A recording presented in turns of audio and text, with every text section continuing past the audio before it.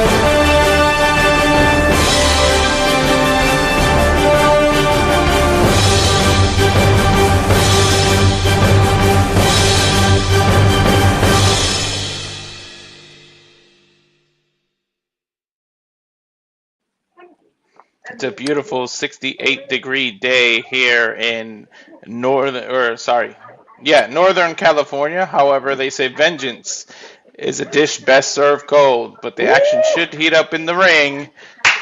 Welcome everybody to Simply Reliable Studio presents NXT Vengeance Day. I am, of course, Mr. Reliable, Walter Cruz, here with the teammate from last night.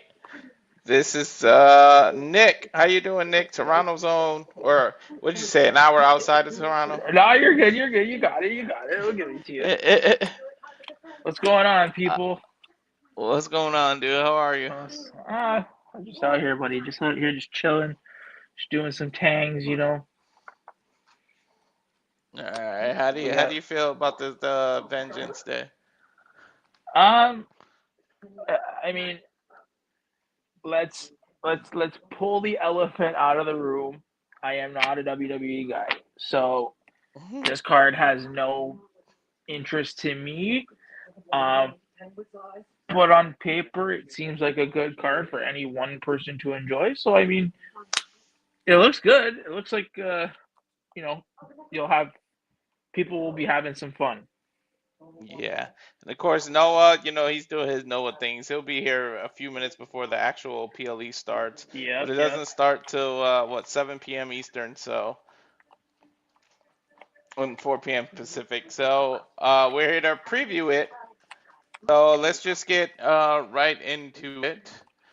First match, a little bit of a rivalry. I don't know if you really watch NXT, but a little bit of a rivalry that's been building as Tony D'Angelo, who's on his own without the family anymore, on his own, Yep. going I hear against that. Dion Lennox. We know that before Tony D'Angelo disappeared for a while, Dark State was the reason. They beat him up, they joined him, and now his coming back for revenge slowly, one by one. So, what do you think of this match?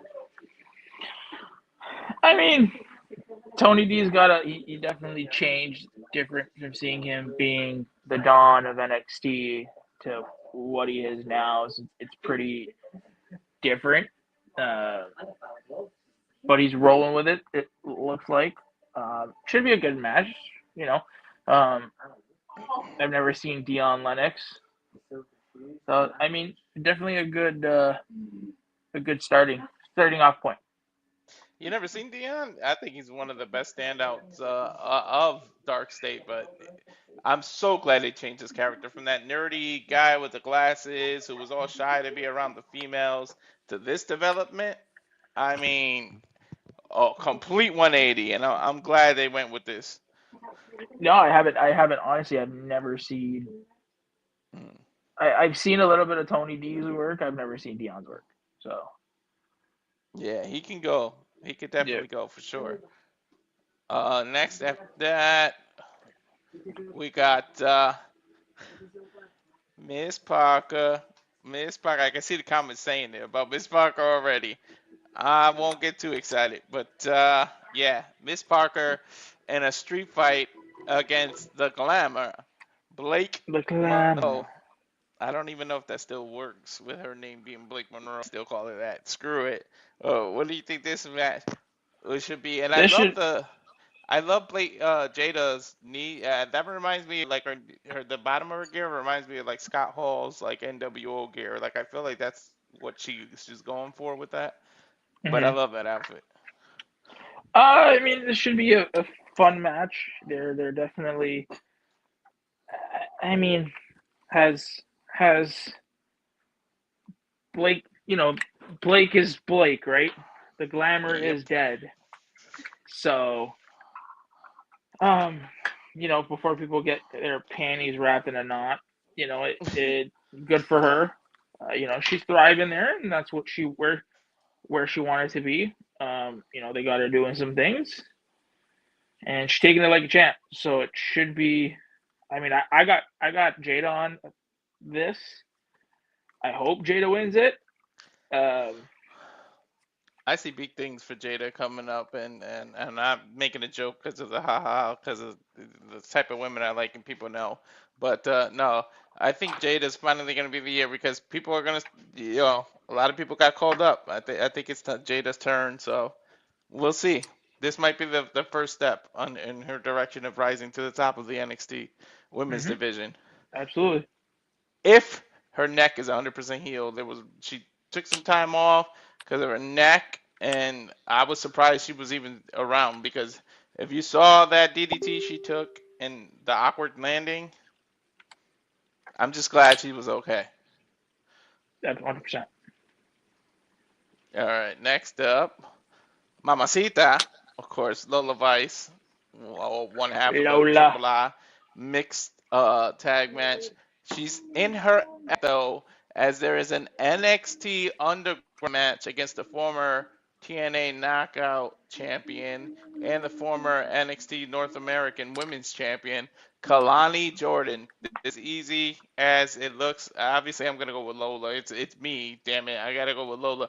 But Kelani, if you saw NXT last time, teased and she went to Shayna Baszler to try to get some training for this kind of match. Who better to prepare you for an MMA style match against Lola than Shayna Baszler, who came from the MMA background, who came from there and transitioned to WWE and the wrestling. So for her to if she actually got the training that she asked for, Kalani might shock and surprise all of us. Yeah, Kalani might. I just think that they are really high on on Lola. So I actually got Lola winning this one. I just think that they are really they want they see bigger things for Lola, and I could be wrong, right? I just think that they see bigger things for Lola than they do uh, Kalani. Hmm. Yeah, Yeah, I got Lola. big things coming. Lola Kalani, I think she's on top right now with the championship and everything. I think she should come out, but I wouldn't be shocked if Kalani surprises us because they could just say she was trained by Shayna. You got the built-in reason. She might surprise you, but of course the NXT Underground, it's a whole different ball game match. It's an MMA style. I Then was we gonna say got.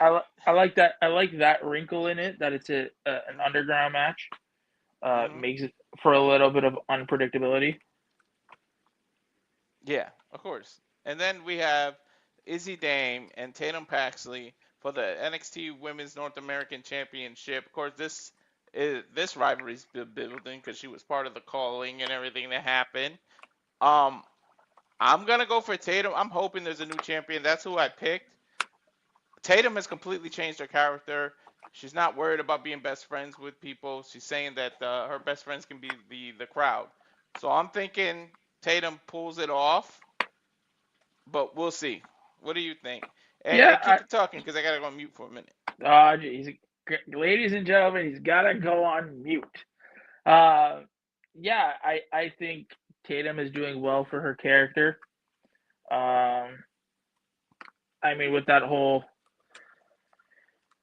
Tatum, was doing very well with what's her face? With with Chemical X, that's what it was. She was doing some great work with that group. So, I mean, it would be nice to see how she does. Uh, but I kind of see. I mean, I think they just put the title on Izzy anyways. So I mean, they're probably just. I would think that we won't see a title change, but you never know, right? There's you know, hopefully they can get us interested, and hopefully they bring something good to the table. I mean, we got Walter on hold here. And I a lot of people know me. They know that I'm not a WWE fan. But wrestling is wrestling. Like if you enjoy the product, what they're turning out, hey, to each its own, right? Like, you're kind of glad, that they're doing their thing, and hopefully they can continue their momentum. But yeah, it's a big night tonight, everybody. Big night tonight if you're tuning in. We got a few interviews. We got some shit going down today. We got the boys. We got some of the boys on the call for a GCW show. We've got Walter and hopefully soon Mr. Noah Foster on the call for Vengeance Day. And then we also have at 11 p.m. It's 11 p.m. I'm on the East Coast, so I'm going to give you the East Coast time. So 11 p.m. Eastern Standard Time. We have our interview with the one and the only Good Witch herself, Kaya McKenna. She's going to be coming on the show tonight. She's going to be talking to us. She's going to be talking about all things pro wrestling. We're going to talk some hockey. And we're just going to shoot the shit with her. Just going to shoot the shit. I did on X. If you follow me on X, Nick B. Leaf 12. There was a video that we found from our lovely leader, Mr. JJ, about it's a very nice video that the ladies and gentlemen, Corey and Connor of Pro Wrestling Symphony, put out there. Make sure you go check it out. Yeah. Well, oh, you're back. Sorry You're about back. that. No, Yeah. I'm working at the same time. Noah just texted. He'll be there in about 8 minutes.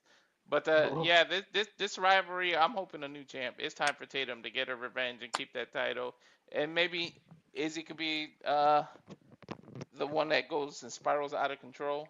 But those, I don't know. There's a rumor that it's an AI, but that video package that they made with Paxley, it was awesome. Like the ones that they've been having. Or they're pretty good. Yeah, I really like the way that they've been doing this. Well, that's good. Yeah, I mean, I don't know. Didn't they just put the titles on her though? They put the title on her, I believe, 2 months ago.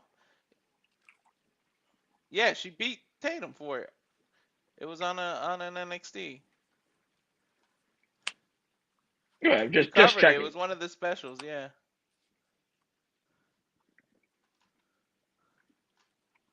Anywho, all right. So Nat, who you thought Izzy was gonna keep it because she just had it? I think she just have it? I'll look it up. I know it was on NXT. It's only been like 2 months, but the way they built it, it's time for Tatum's.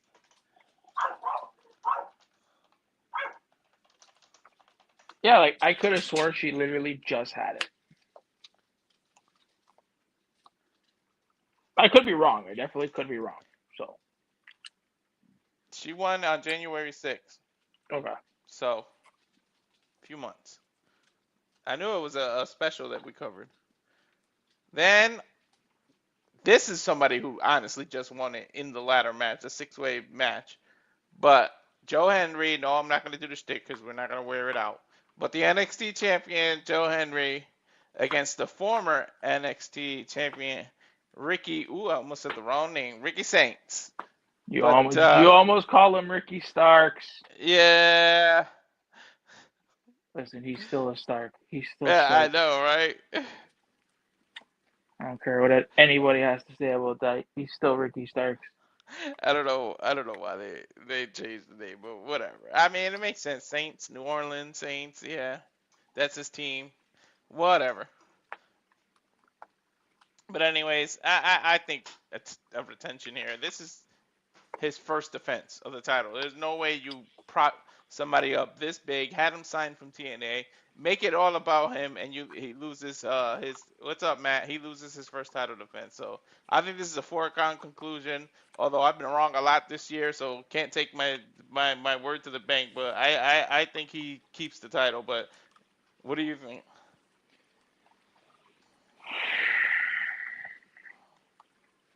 I think Joe loses it. Oh, come on. I think Joe Hendry loses it. I just think that there's like, what's he doing with it? You know, like, I don't know. I don't see it going anywhere, to be honest with you. I don't see what his title reign is doing for anybody. Mm-hmm. I mean, again, I could be wrong. Don't you quote me and say that you know what I mean? I Yeah. definitely could be wrong. I don't see his title reign going anywhere right now. Is it because you feel like they're just gonna call him up and bring him up to the main roster, Well, or? yeah, I think that's kind of eventually where we need to go, right? Mm-hmm. Like, But I I think just think NXT has lost that's. so many other big time players that they don't want to bring him up that fast. But what, are you gonna let him sit in? You're gonna let him sit in catering? Like, you don't want to do that either. So you're really, you're in you're at a rock and a hard place. You know what I mean? Mm-hmm. I So mean, we'll it's see. We'll see if you're right, but yeah, I don't think at least not. You ruin his character if he loses his first one. And look, people are saying hashtag you gotta believe, man. you probably do. You probably do.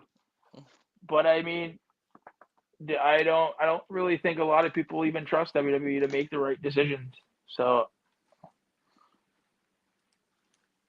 you know what I mean? Like I don't see them making the right decision. I don't. Uh, it is what it is. I mean, things have happened.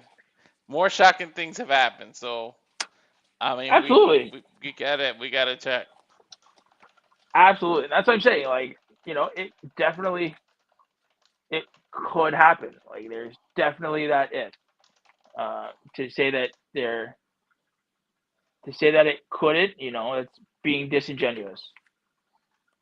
But at the same time, I don't. It's hard for me to see them making that good decision, right? So, Mm-hmm. but let's see. Let's see if they can, if WWE can pull their head out of their ass and do it. Right. The way I look at Joe Hendry, and I'm sorry for people who like him, I put him in the same category as when not Dark State, sorry, what's their fucking name? God damn it! What's his fucking name? The Wyatt Six. When the Wyatt Six first came back, I flat out said, when everybody was all like ooh and ah, I said this motherfucker's more like these guys are gonna be nothing more, nothing less than entrant merchants. That's it. Mm-hmm. And sure enough, it's what they are. Don't shoot the messenger. It is what it is. Mm-hmm. And with that said, the voice, the simple voice, well, the simple man with the spectacular voice, I should say, Noah Foster has joined. He's here. Hello once again, everybody. Good evening, Nick. Good evening, Walter. Good evening, Super Liable Studios and NXT community and professional wrestling fans, casual and hardcore galore as we get ready for tonight's presentation of Vengeance Day that is literally less than 2 minutes away. Hope everyone enjoys. It's good to see y'all once again, and shout out to those that are covering GCW. Of course, we bring you a double feature content coverage tonight on this packed weekend of all the wrestling. How you doing, Walter? I'm doing well. I'm a little taken back by Nick's take. He thinks Joe Hendry's actually going to lose the title because there's no point in him staying in NXT. He's going to go up to the main roster. I'm like, this is his first defense. While I respect his opinion on everything, I feel like they'll be doing a disservice by making him lose the title that quick. It's his second defense, actually, after he defended it against, I believe, the Evolved champ of the Vanity. Oh, yeah, that's right. The NXT Evolved landscape has changed dramatically since Obafemi, Jay Van Evans, and Trick Williams are now part of the main roster. But we should not be surprised if we do get a traditional champion. When Ricky Saints held the title for the first time, he lost it against the very man. He took it from Obafemi at Deadline. And we see now where Ricky Saints is really trying to find himself by this championship. Like Joe Hendry wants us to believe in him. Joe Hendry's been to the top of the mountain, whether he's entertaining or whether he's serious. Ricky Saints, the only one thing on his mind, and that is holding the NXT title. That's the one thing he believes that will define him. For Joe Hendry, does this truly define him, or is this just another fleeting moment? In less than 15 seconds, we're going to find out. But I would not be surprised to get title change. But I do believe that Joe Hendry is the right guy to be a foundation for this new, evolved NXT landscape. So with that said, I do thank Joe Hendry will retain as we get ready for the feed to go live. And with that, we thank you, Nick, of course, for being part of the pre-show conversations. Of course, we'll see you part of the Saturday shenanigans. And stay tuned, folks, for another Poll-Domain interview with Kyle McKenna, of course, at the top of the 11 p.m. Eastern Standard Time. I'm sure Nick will be heavily involved in that. Thank you, Nick, by the way, for your proactive notes and research and support for that talent. Appreciate you. No problem. Yeah, I'll be there with you guys actually on the air interviewing her. So good. Should be a fun time. We're gonna have a good time.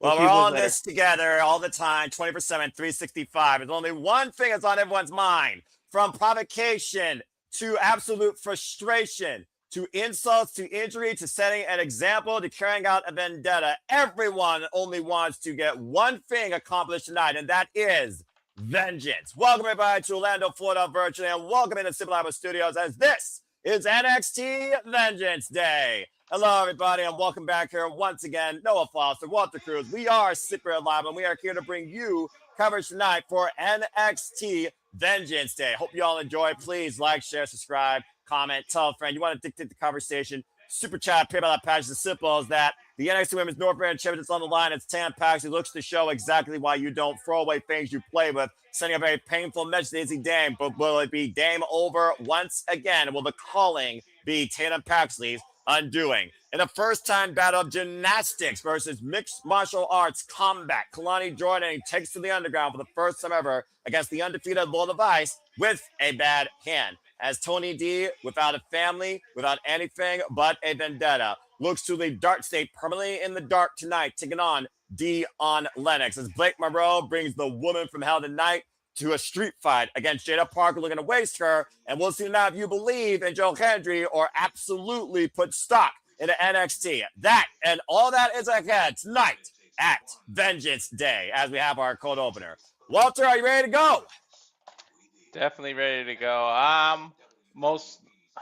Of course. I'm most forward looking to the two women matches, though, because I want to see this crazy side of Blake Monroe. Does it help her get past Miss Parker? Miss Parker's got a mean, badass streak too.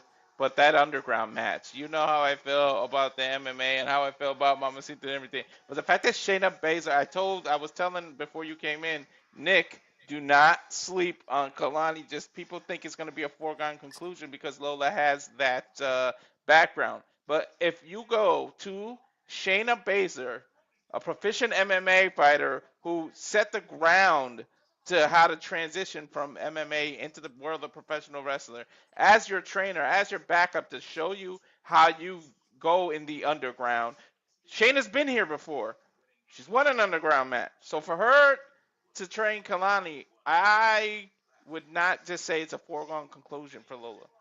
Well, again, it's the first time dynamic, though. We got gymnastics, and we saw how counterintuitive gymnastics was in that training with Shayna Baszler. And of course, in this, you either tap out or you get knocked the F out. And Lola Vice is undefeated. This is her world. To be adapted in someone else's world is way easier said than done, considering the level of experience that Lola Vice has in MMA. She won most of her matches via knockout before transitioning into professional wrestling. But Kelani Jordan, to your point, ever since the fallout from honestly, NXT Showdown, when Lola Vice was representing, of course, NXT and Kelani representing TNA, Kelani Jordan only seemed like the little sister of this locker room, considering she's the first ever NXT Women's North American Champion. Kelani's out to prove a point that she is not just an afterthought, she could be the thought, the conversation, and her work regimen outpasses Lola Vice, even in her element. Plus, we know Lola's coming in here with an injury after Kelani Jordan has assaulted her hand to the point that doctors have cleared her, but again, she's risking permanent injury to that hand. So again, with the vulnerability of Lola Vice, one of her most lethal weapons in play tonight, not 100%, Kelani Jordan can exploit that. So I am very curious to see how this goes. And again, Lola is 3-0 in Underground. She's never lost. Nope.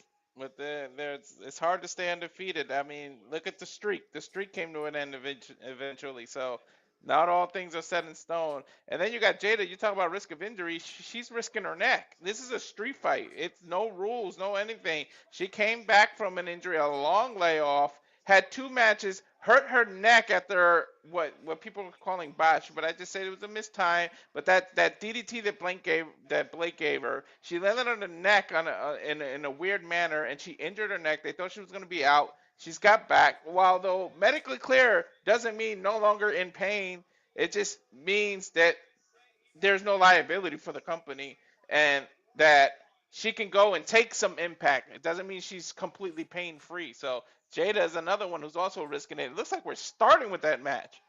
And to your point, the woman from hell has leapt from the mirror, mirror, mirror on the wall. Who is the most glamorous and sinister of them all? We're about to see a street fight with 2 women that are going to do far more than just cat fight. Blake Monroe and Jaida Parker are kicking things off tonight. Talking about how personal a lot of these matches have gotten. Last time Blake Monroe made things so personal to the point she had to bring the woman from hell against her foe was against Jordan Grace in a weaponized steel cage, and the Juggernaut did get the better. Of course, we know that this really picked up, though, during that triple threat number one contenders for the NXT Women's North American Championship, might I add. Blake Monroe, the former Mariah May, the Glamour, is 3-1 right now in NXT PLEs. Her only loss being that weaponized steel cage, and she was previously the NXT Women's North American Champion. Yep. Of course, we welcome in Vic Joseph and Booker T as they are literally doing this from the NXT Arena in Orlando, Florida. And Jaida just feels like while she was out and Blake came in, she kind of took her spot. So Jaida is more about taking her spot and tired of being overlooked. So she made this personal, and these two have gotten heated real quick. Well, I mean, when you're literally trying to hip attack someone's head through a barricade and you're only ever one-on-one encounter that ended via double countout, yeah, you consider things got personal. Not to mention, Jaida Parker, who's in her 10th career PLE match in WWE and has not lost a one-on-one match since September last year, she eliminated Blake Monroe from the Speed Tournament with a running hip attack, a literal drive-by. Yep, Miss Parker. All right, get it out of your system, Walter. I know we're dealing with Booker T, but I think you have more brains than him. Of course, folks, in a street fight, there are no countouts, no disqualifications. Only way to win via pinfall submission, as the ring is laced with kendo sticks. Jaida Parker also has previously won a street fight with every tool in the box, quite literally, against Meacham in a bygone era of NXT. So this is familiar territory. They ain't pulling no punches seriously.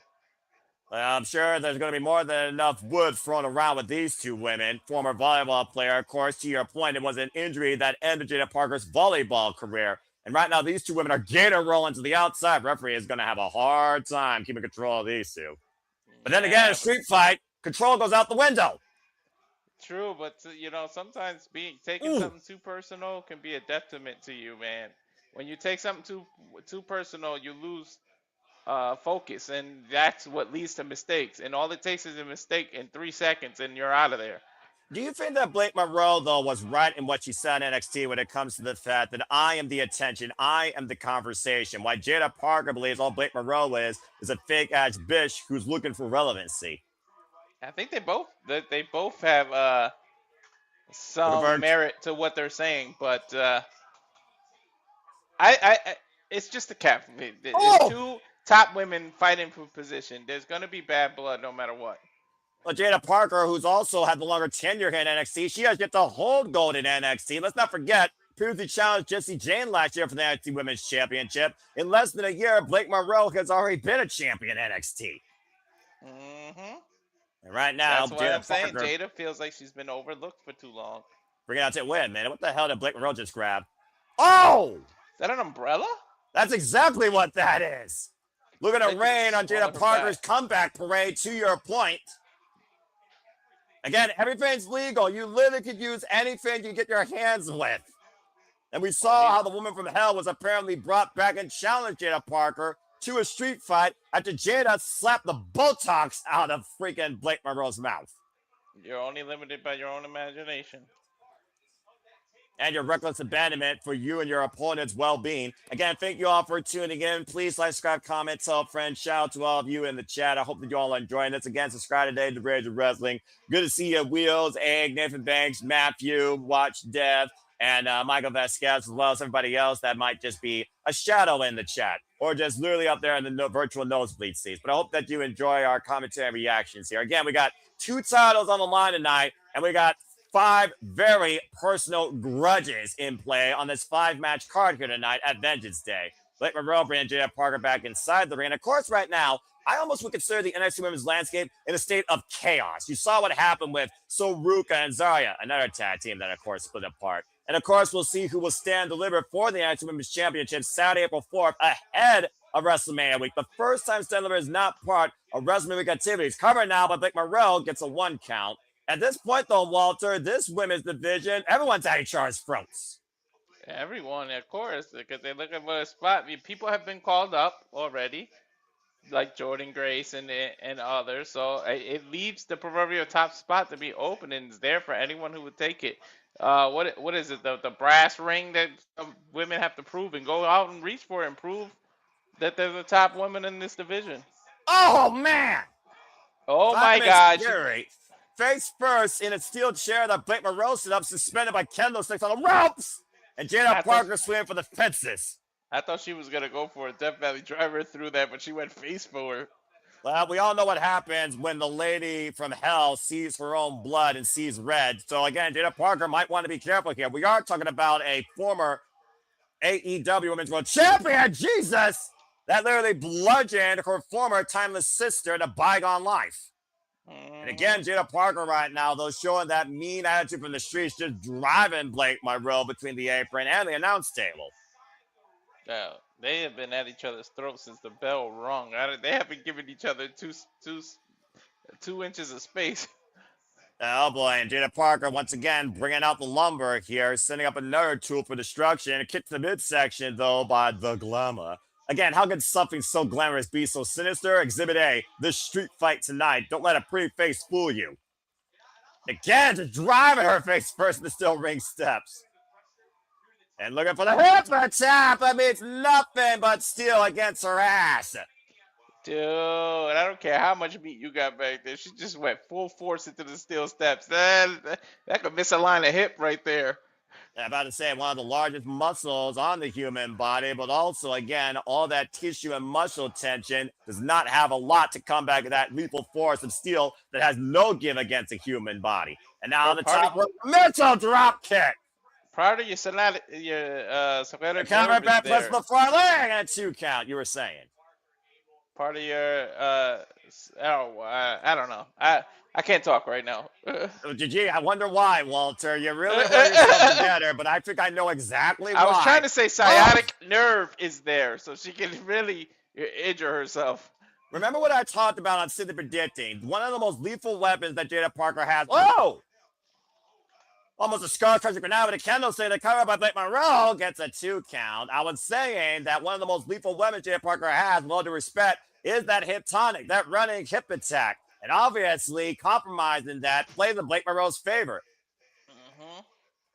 There's a pink bat. And right now, a trash can. And who the fuck buys a pink baseball bat? I don't know. Only Where do you even Nick get would that? know. What the bloody hell you paint a baseball bat pink? Why is there a basketball net there? What the hell does that have to do with anything? Well, I mean, we are in Orlando, Florida. I'm sure they be balling down there sometimes. Trash can brought inside the ring, or maybe she wants to tie her up. Maybe it's a volleyball thing as well. Again, I talk about, the background of Jaida Parker, Miss Parker, with no wrestling experience prior to NXT, brought for the new program, if you believe it, folks. Former collegiate, almost national volleyball player. Mm-hmm. Now, Blake Monroe hoisted up to the top roller. Big right hand by Jaida Parker. My gosh, she slapped the taste out of her mouth. Oh, and a headbutt by that crazy lethal Brit. Now using the arm and literally driving Jaida face first in the top turnbuckle. And the evil intentions that are on Blake Monroe's mind tonight span as far as you can figure about her career. Far longer, might I add, than Jaida Parker, former, of course, Stardom, Goddess Stardom Tag Team Champion. And now Jaida home with a trio of woes sent head first through a steel chair.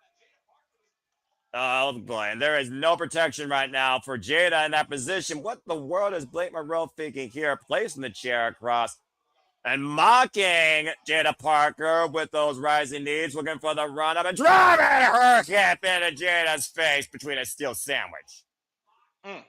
And the cover back press with the far leg, and he wasted kick out at 2.5 by Jaida. Take another look at the replay here, Walter. Jeez. Nowhere to go. Just take it. Back and front assault by Blake Monroe. She might have hurt herself. She doesn't have as much cushion as Jaida does when she does her own impetus. Oh, they're pearls. I thought it was a net. It's a pearl. Yeah, it's a pearl necklace right now. Oh, man. I might have knocked her the fuck out. Cover 2, kick out by Jaida. Dude, she caught her full force with that right hand. Again, I admire the resilience of Miss Parker, but now a candlestick breaks across the draw line here in a modified crossface. Again, she can hold on to this as long as she wants. There's no disqualification. And there's no rope break. Nope. You got to find your way out of this. The reversal by Miss Parker, though, using the momentum, gets a 1 count. You could use the rope to sort of roll out of the ring to break up the pin, but to break up the submission, but the referee's not going to break it up. And look at the face right now of Jaida with that candlestick again, swinging for the fences, and Blake Monroe is going to be a whole different shade of red in different parts of her body. Not that it makes too much difference. Plus, her body's completely exposed. She has not a shirt covering it or anything. Nothing will make that much of a difference. Well, that just goes back to, again, these two women don't give a damn if they hurt themselves as much as they, oh man, hurt their opponent more. The definition of vengeance, very prolific in this opening bout. That's not even a match, by the way. It's a fucking street fight. It's a fight. Well, I mean, we got more than enough fights here tonight. I mean, we're being perfectly honest here. And the only thing on the line here is pride and relevancy, according to Blake Monroe and Jaida Parker, and also putting yourself in the picture for the NXT Women's Championship. Blake Monroe rolls to the outside. Using her intelligence, rolled right out. Yeah, but the last time Blake Monroe rolled to the outside, she almost got hip tonic through a barricade that really escalated things as Jaida just booted a trash can out of Blake's hands here, and you can see the damage done to Jaida in the duration of this street fight, holding on to her lower right side hip. That's the steel chair effect. I tell you, sciatic nerve is right there. You heard that, man. You're in pain. And Blake Monroe again showing how devious, vengeful, spiteful that this woman can be with a trash can lid to the back of Jaida. And now She table trying to put the being lid on this readjusted. match. I'm about to say it's all legal at this point. The only thing that's going to end here is one of these women's body will to compete. And what now? Oh no. I'm afraid to ask what's in that bag. What is in that little black? Is that a fucking brick? Oh, we've seen this before. Oh! Well, Jaida beating Blake Monroe to whatever she was trying to do with that brick, trying to break her foundation, eats a steel chair again to the lower spine. And Jaida once again back in control. That might be poetic justice. Didn't Jaida use a brick a couple of years ago? That's exactly right. Against your Mamacita, let's forget. Yeah. She beat Lola Vise in the freaking Philly Street fight. Lola beat her in a Philly Street fight when NXT went hard extreme. And what Jaida, your hip is already hurt. Take a seat. Talk about a pyrrhic move, literally putting her body in harm's way, crushing Blake Monroe for that table with her rear end. Oh my God, she just literally compressed her own spine. If you think about it, it's the heaviest seat Blake Monroe's ever had. I'll tell you that much. Good God. She can barely walk right now. Butt bomb. Now playing Blake Monroe back inside the ring, and again Jaida Parker with the runner hip tonic. Oh, it's over. Come on, give it to me. Over two. No, it's not over. That might have been her biggest hit. We talked about before, Walter, your emotions, and again the damage to that nerve that had to play in Blake Monroe's favor. Again, the Irish whip. Jaida Parker sent shorter first for that candlestick. Another massive headbutt by Blake. Bang! G-trigger! Over two. Good night. Kick out two by Miss Parker. Wow. Blake's got to be thinking, what do I got to do? She may need that brick at this point. Again, Blake Monroe was the one to call Jaida Parker out for this street fight, even though Jaida Parker was the one to deliver the first shot. Dueling chants right now by the NXT faithful for Jaida and Blake. Torso first goes Jaida Parker in the top turnbuckle. I think the fact that Blake is willing to go just as far as Jaida has earned the NXT faithful's respect because they're chanting. Well, again, your ass is in that bag. Let's find out. Is it Diamonds, and that may not be a girl's best friend. Not in this match. And right now, Jaida Parker scouting Blake. Oh man, diamonds thrown in the eyes. Frankensteiner into the bed of diamonds by Blake Monroe, hooking her up. Beauty shot, DDT. Into the diamonds. Cover by Blake Monroe, a glamorous finish for the win. As Jaida gets wasted. Blake Monroe literally crowning her opponent tonight, shining bright like a diamond, a vengeful diamond full of spite. And on the neck that's already injured. Again, when you look in the deep, dark recesses of the mind of the woman from hell, you see how sinister the glamour truly is. And we saw it tonight at Vengeance Day. Again, Walter, you go for the highlights here. Your girl, though, put her whole rear end into it. She put it all on the line, but at the end, Blade did what she had to do to come out on top. Diamonds were her best friend, but maybe Jada's worst enemy. 24-karat revenge tonight on Blake Monroe's mind. Yeah, I don't think that's the sparkle Jada wanted in her eye. All those jagged, sharp edges of those jewels to victory for Blake Monroe was Jaida Parker's downfall. I got Noah doing puns, guys. I'm rubbing off on him. And we learned tonight how vengeful Blake Monroe can be when you summon the woman from hell. Damn, she is pissed too, man. Look at Jaida. I got a feeling this ain't over. But regardless, Blake Monroe receives vengeance tonight. And of course, coming up this April, we will see if vengeance is carried out and who has sweet victory across both Saturday and Sunday night when we go back to Las Vegas, double down for WrestleMania in Allegiant Stadium. Stay tuned for more on that as we will cover WrestleMania and so much more in our craziest week of the year at the Cinema Studios with more content than ever with our watch lunch schedules for WrestleMania week and weekend. But stay tuned for WrestleMania Las Vegas, April 18th and April 19th. And there will be Super Disney, of course, for that as well. Well, Walter, so far we saw the Glamour go full sinister and waste Jaida Parker. Good grief. That was just the opening match. That means we got a long night ahead of us. And if people got to follow that shit, that was a good match. Yeah, and again, those women left nothing to chance. Jaida Parker's attitude from the streets did not hold up, though, against the vengeful, evil spite that the Glamour has underneath. So congrats to Blake Monroe on winning this PLE. Now 4-1 in PLEs in literally less than a year.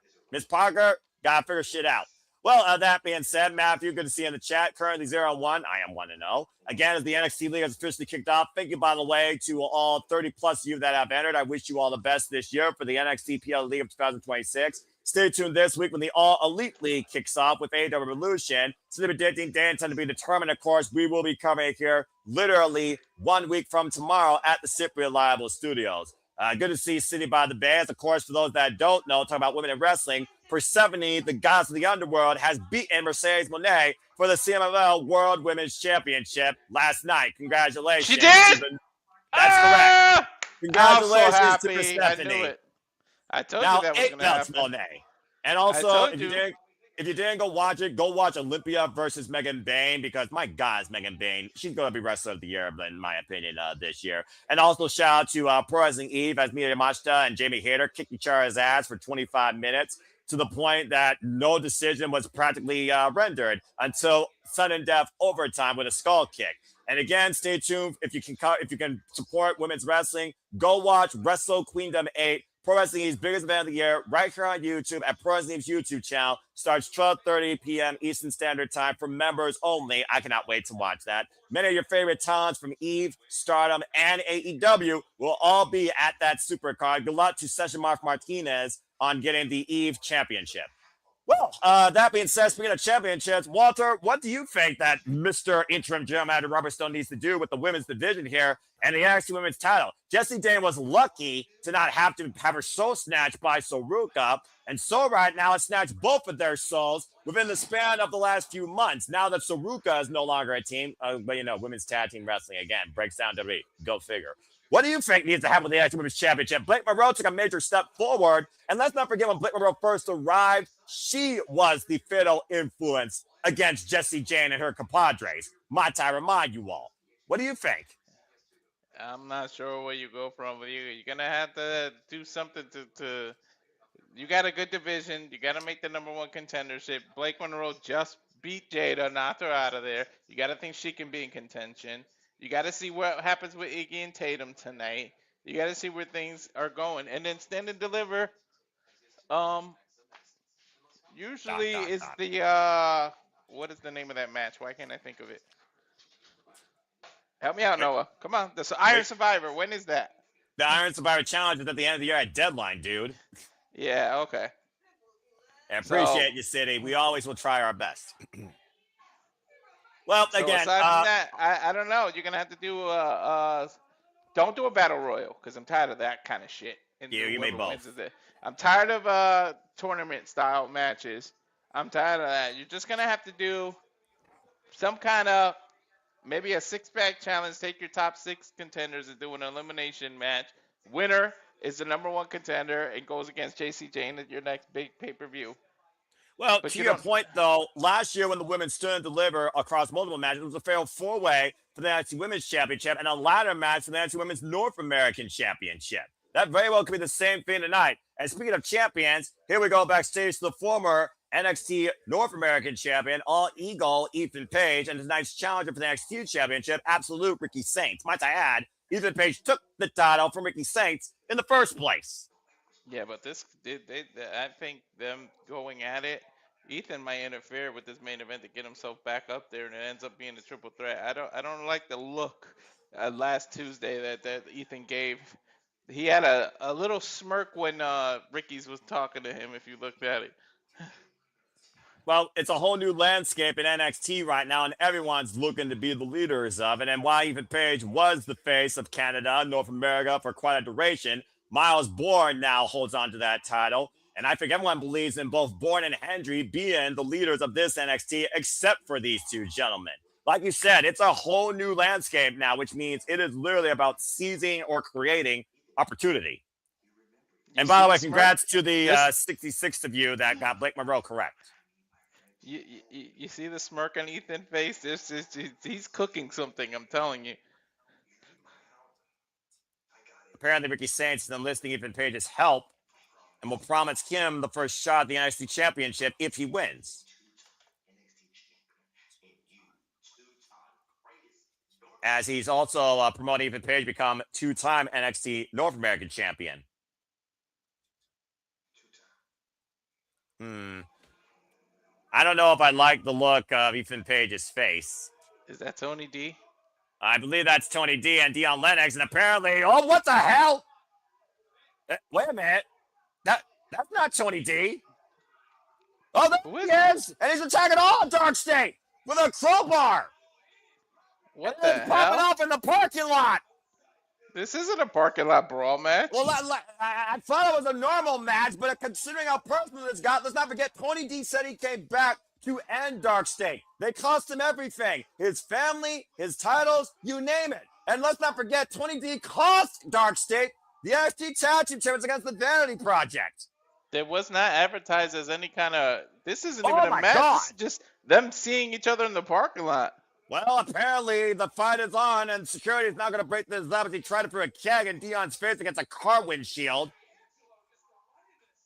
I thought this was supposed to be a one-on-one match inside the building, and it looks like the gate, well, at least the parking garage gate, so maybe they are going to take fades inside. Again, though, Dark State had the numbers game, though, and immediately Tony D neutralized that.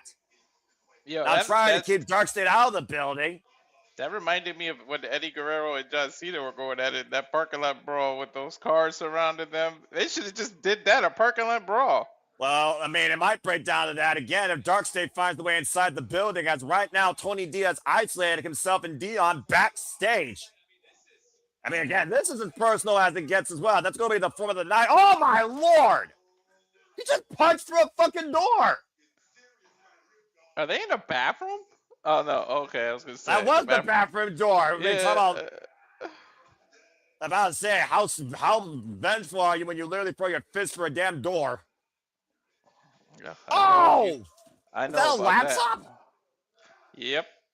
Well, I mean, the match officially, to your point, the match officially has not started. This has been nothing but a straight-up fight. And Dark State found the way inside the building. This is just a brawl at this point. Remember, he doesn't have the family anymore to back him up. Well, now we got security and officials because I believe this was supposed to be a sanctioned match tonight. And right now they're going to need probably the entire Florida PD department to separate these two. They're literally fighting in this backstage area like construction. This is where they put up the things for the arena. And I was about to say, a lot of dangerous artillery there for both these men to use. I mean, again, the official said we got to get this going inside the ring. We need to take this inside the arena. Oh, my God. He tried to squish it with a freaking locker. I'm about to say, are these two trying to beat each other or literally end one another at this point? Good Lord. They just want to fight. They don't care about the victory. Double A takedown over some stage crates. Yeah, Double A takedown over some stage crates. And Dion Lennox, of course, who really broke out last year in that Iron Survivor Challenge. We learned more about his backstory. It goes to show how far you're willing to go to try and destroy somebody that you believe has taken everything from you, and how far you're willing to go to take out somebody that's trying to take everything from you. Well, remember, he blames them for taking the family away, remember? I get that, but still. I mean, and who took, before Tony's leave of absence, who took him out? It was Dark State. Remember, this all goes back to when the D'Angelo family lost the NXT Tag Team Championships, of course, to Dark State. Lest we forget. And again, though, you cannot take one member of Dark State out without considering the rest. And again, Tony has no more backup. Now, Dion Lennox right now with Tony D in a combat position. OTM! OTM? What the fuck are they doing here? Well, I mean, I know they were also in pursuit of the Tag Team Championships. Now we got the entire locker room brawling or bringing up these two teams. What the fuck is happening? And right now, we're finally back inside the NXT arena. There's official following these two men that are getting closer and closer, might I add, to the actual ringside area. We are just outside the entranceway. Tony almost driving Dion Lennox through the damn wall. I mean, somebody's got to get some freaking control. Well, Robert Stone's the interim general manager, right? Whoa, what the fuck? They literally just bursted out of that somebody said his name one time and Joe Hendry popped out of there. It's called what it is, Walter. Tony D and Dion Lennox just fucking crashed through the damn stage. Yo, I think Tony D hit his head on that stage crate too. You see that?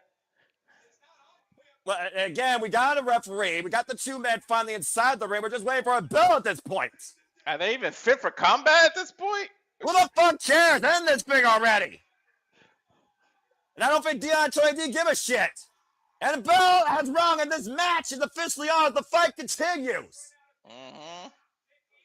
Hard Irish whip right now, and Tony D again dropped toehold, though, into the second turnbuckle. I think that turnbuckle pad was almost partially thrown off. Again, disregard your own well-being, disregard your opponent's well-being, disregard the rules as long as you can, but now the match is officially underway.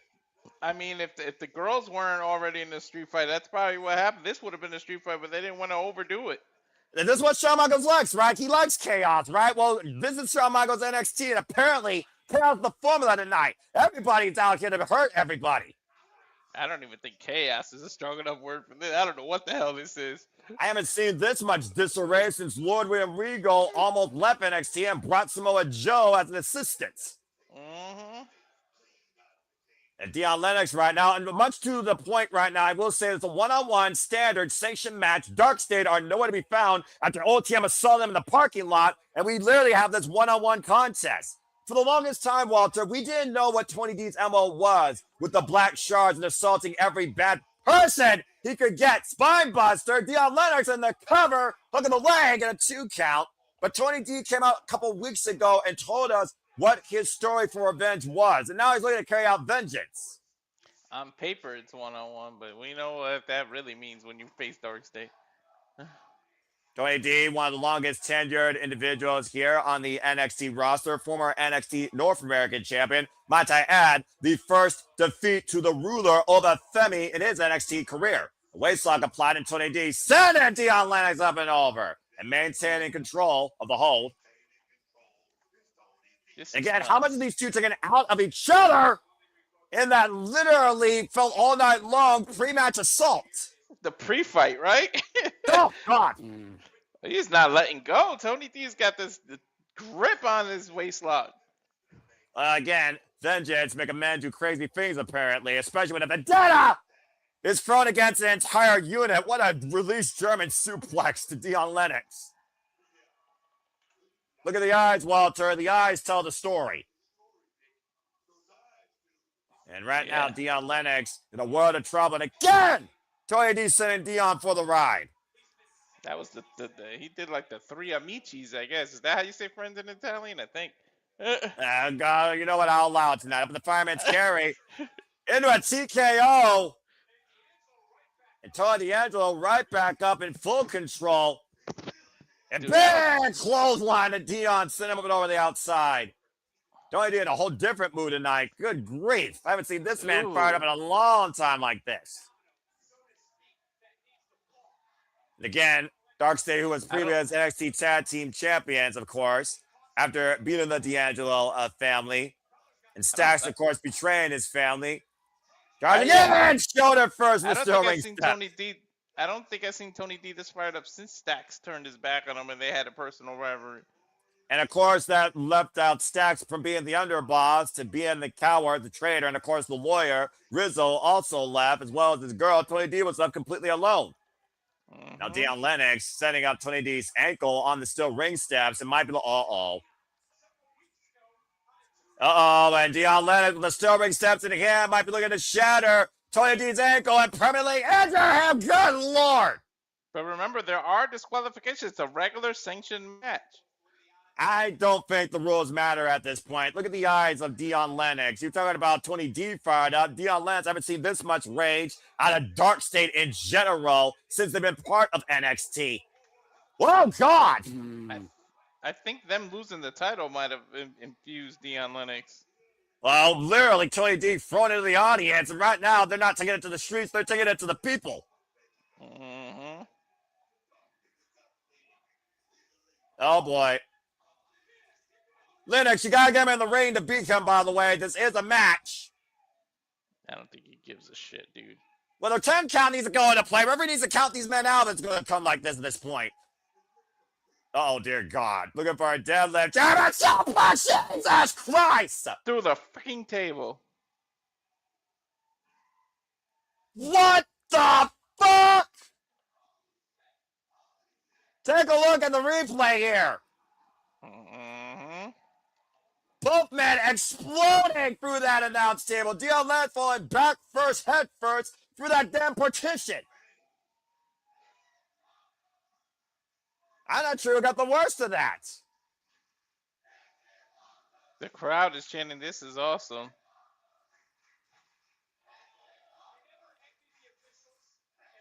I'm about to say, these officials, good luck with this guy's linear seat. The fact that he let these two men take it this far. I'm only jealous of cameramen, never the referees that have to keep this intact. Well, right now, Dion Lennox and Troy Durham the rest of a count out. Referees count up to 5. I don't think you can say the match is over and ring the bell. These two are still gonna go at it. I think they're gonna fight all the way to the airport. And right now, Dion Lennox looking to say arrivederci to Tony D, hoisting him up. Slingshot. Sit out! Powerbomb! Over to Dion. No, kick out by Tony D. How the hell did Tony D kick out of that? I don't know. This is fucking ridiculous. Full-on assault by Dion Lennox. Almost left Tony D in the dark with that assisted slingshot sit-out powerbomb. Mind you, this is following a street fight. Yeah, I'm about to say, you thought the street fight was spiteful? Here's a regular match with a pre-match assault. Mm-hmm. That's been everything but regular in sportsmanship. I guess the girl said follow this, and Tony D said I'll take that offer. Well, I mean, again, we did talk about before how there's a whole new landscape, almost feels like a new era. I mean, everyone right now is looking for their place, their chance, their new beginning. And Tony D, once again, might have found his second win, hooking the arms of Dion Lennox, a massive headbutt. Oh, what the hell is this? Whoa. Got counter. Dion Lennox hoisting up Tony D. Tony D counter again, pushing Dion, who stops going to the ropes. Spear! A spear. That was about the most wrestling move we've seen this entire fight. And listen to the Attitude Universe come alive! Dion Lennox planted! Cover! 2! Tony D has won this fight! It's over. Bada bing, bada boom! Bro, he fought for it. Whoa! He fought for it for sure. What a fucking vengeful vendetta of a fight carried out by Dion Lennox and Tony D, who gets the victory tonight. And again, OTM in the locker room. Dark State has been the bane of NXT's existence. Tony D wasn't just fighting on behalf of a fallen family. He was behind on behalf of NXT and anyone who's been screwed or assaulted by Dark State. And Dark State left in the dark tonight. Guess who's fighting for the NXT family? That's his family. We're his family now. That's probably a strong argument after what we saw here. Again, that headbutt, double underhook, and again, the rage brought out of both these men. That set for that spear, breaking Dion Lennox in half. But planted with that one-arm choke bomb, Dion left in the dark tonight at Vengeance Day. And in doing so, Tony D might have freed himself from his own woes. But you better get out of there before the rest of the Dark State pop out. Well, you think Dark State learned their lesson? Will Tony D finally be able to move forward from his path? Or will Dark State be back with their own vengeance? In a weird way, they might respect him after this shit. Congratulations to Tony D winning this one-on-one match. And again, we get another commercial break. Fuck television. Good Lord Almighty, these matches keep getting more and more intense. Well, Walter, do you think Dark State will finally be left in the dark and leave the NXT locker room alone, or do you think that Tony D and Lennox are far from done with one another after that? We'll find out, I guess, on Tuesday. But wow. Well, that being said, City by the Bay never heard of Dion Lennox. No one heard of Dion Lennox prior to last year. Nobel Femi, of course, who said take your chance. And we saw Dion Lennox deliver one hell of an assault tonight. And Matthew, I think you're 110% right. I'm just glad they changed his character. That nerdy guy who couldn't talk to women with the glasses and was reading books, that was a horrible character. Yeah, well, again, we'll see what happens with Dion Lennox's character when it comes to what direction we move forward in when it comes to NXT. And again, Tony D did see that NXT championship first when it was vacated. Is that now Tony D's future? We'll have to find out later. Again, thank you all so much for tuning in as we, of course, continue our coverage here for Vengeance Day. I want to encourage you today, subscribe to Rage Rest if you haven't yet. For, of course, we are doing this across all the Super Reliable Studios channels. So please follow all of us. Continue to follow the coverage here at SR Studios 24, of course, where the coverage never stops when it comes to our love, passion, outlook for all things professional wrestling. Again, stay tuned for another interview tonight following our coverage of Vengeance Day, ahead of the Week Market Conversation Wrestling Match of the Saturday Shenanigans, hosted by Record Wrestling JJ Williams. Tonight we'll be with Miss Kyle McKenna, part of Paul Mania. And again, folks, get your tickets now for Paul Mania, the kickoff to WrestleMania week's showcase of all things wrestling. This all-women super card, Paul Mania, available now. Tickets at everbright.com. Follow Ed and Sonia Antonio for further information. We will be covering that here, and I hope you continue to follow us as we, of course, interview the great talent and staff of Paul Mania, including tonight. Well, Walter, again, 2 matches in and 3 matches to go, and both of them have been giant freaking fuck all rules, fuck all well-being. They've been brawls and fights galore. Good Lord. I don't even think you can call them matches. And then we still got an underground coming. It's just going to get worse. Walter, that's the definition of a fight. That's not even a match. Exactly. Hello, Lily. How are you, by the way? Good to see you. Good Lord. It only goes up from here. I'll say it once. I'll say it again. We've covered 2 WPLEs this year. It's the first NXT one. This show alone right now is better than both the Royal Rumble and this Chamber for me as a fan. I can't believe I just said that. Right. I think tonight NXT literally has taken over when it comes to we are the ones to watch out and we're the most hungry, and damn it, we're going to tell you why. Speaking of that, we got to get together to decide these takeovers. Yes, again, stay tuned, folks. We're literally going to take over some point very soon, covering the Black and Gold era, all 36 takeovers in full. Further details are to come, whether it's over a month or whether it's over a period of time. That is a promise from me and Walter to all of you, as we are Super Reliable and we are Black and Gold NXT for life. Speaking of Black and Gold NXT, the voice of that, of course, is Marvinello. Stay tuned when we cover Ring of Honor, Maple Leaf Pro Wrestling Global Wars, where Marvinello will join Eric Abani in the commentary seat. And we'll be covering that and so much more here at the Super Reliable Studios. I cannot wait for more on that. Speaking of further, you're about to say, you better be part of that one. Speaking of further coverage, stay tuned, of course, when we cover next weekend, AEW Revolution. Shout out to the GCW team covering GCW.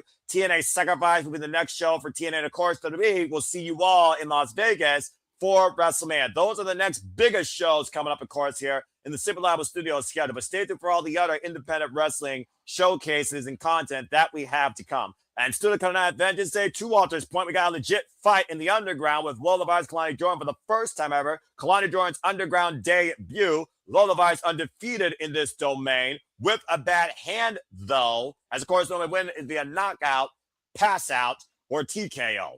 No pinfall. And, of course, we still have Tatum Paxley challenging Izzy Dan for the NXT Women's North American Championship. And Hendry defending the NXT Championship against Ricky Saints. Still to come tonight at Vengeance Day. And Robert Stone will also have an announcement regarding the NXT Women's Championship as we look towards the next roadblock NXT faces before they stand and deliver. Good grief. And I'm just saying, I have video proof that Lola actually called herself Mrs. Reliable. Ugh. That just did something to me. All right, control yourself. Control yourself, bruv. I know that you're all about the mamacitas in your world. And speaking of world, you can go, of course, check out WWE World, the biggest super fan showcase for WWE fans, of course, in Las Vegas, April 16th through the 20th. Photos and, of course, massive autograph opportunities available, your own entrance, all the memorabilia possible, live shows, live matches, the biggest superstar in WWE land here in the nation, all part of WrestleMania weekend. So if you have the money, go ahead and go for it. And speaking of going for it, Lola Vice is going into what she knows is a vulnerable fight, considering you see her right hand being taped up here tonight, Walter. This is a different woman when she wears that gi too, man. Look at that. This is the one that I'm looking forward to. Tatum and Izzy, like, who's nuttier? I don't know. Well, Tatum Paxley says tonight that Izzy Dame will see the real Tatum Paxley because Tatum knows who she is. While Izzy Dame says she is unlovable, this is one friend that Izzy Dame might regret playing and tossing aside. She doesn't even let the dolls affect her. She says she doesn't need the friends anymore and validation and other people's approval. We're her friends now and talking about the NXT universe. So, a different side of Tatum. Well, I mean, the calling, when Tatum Paxley was left alone, considering, long ago, she was one for Fly by Europe, and it was in October 2025, to your point, Tatum Paxley got the ultimate treat on a holiday full of tricks, the NXT Women's Championship that night against Jessie Jane.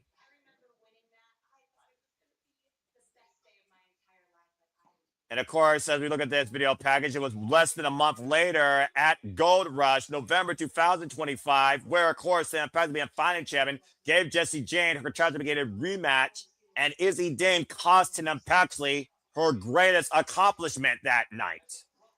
Would Tatum be the first two-time Women's North American champion if she wins? That would be correct. Wow. And of course, we saw Tatum Paxley go into a state of despair and woe, being left completely alone. Well, like that dollhouse, I wonder if the walls around Izzy will collapse.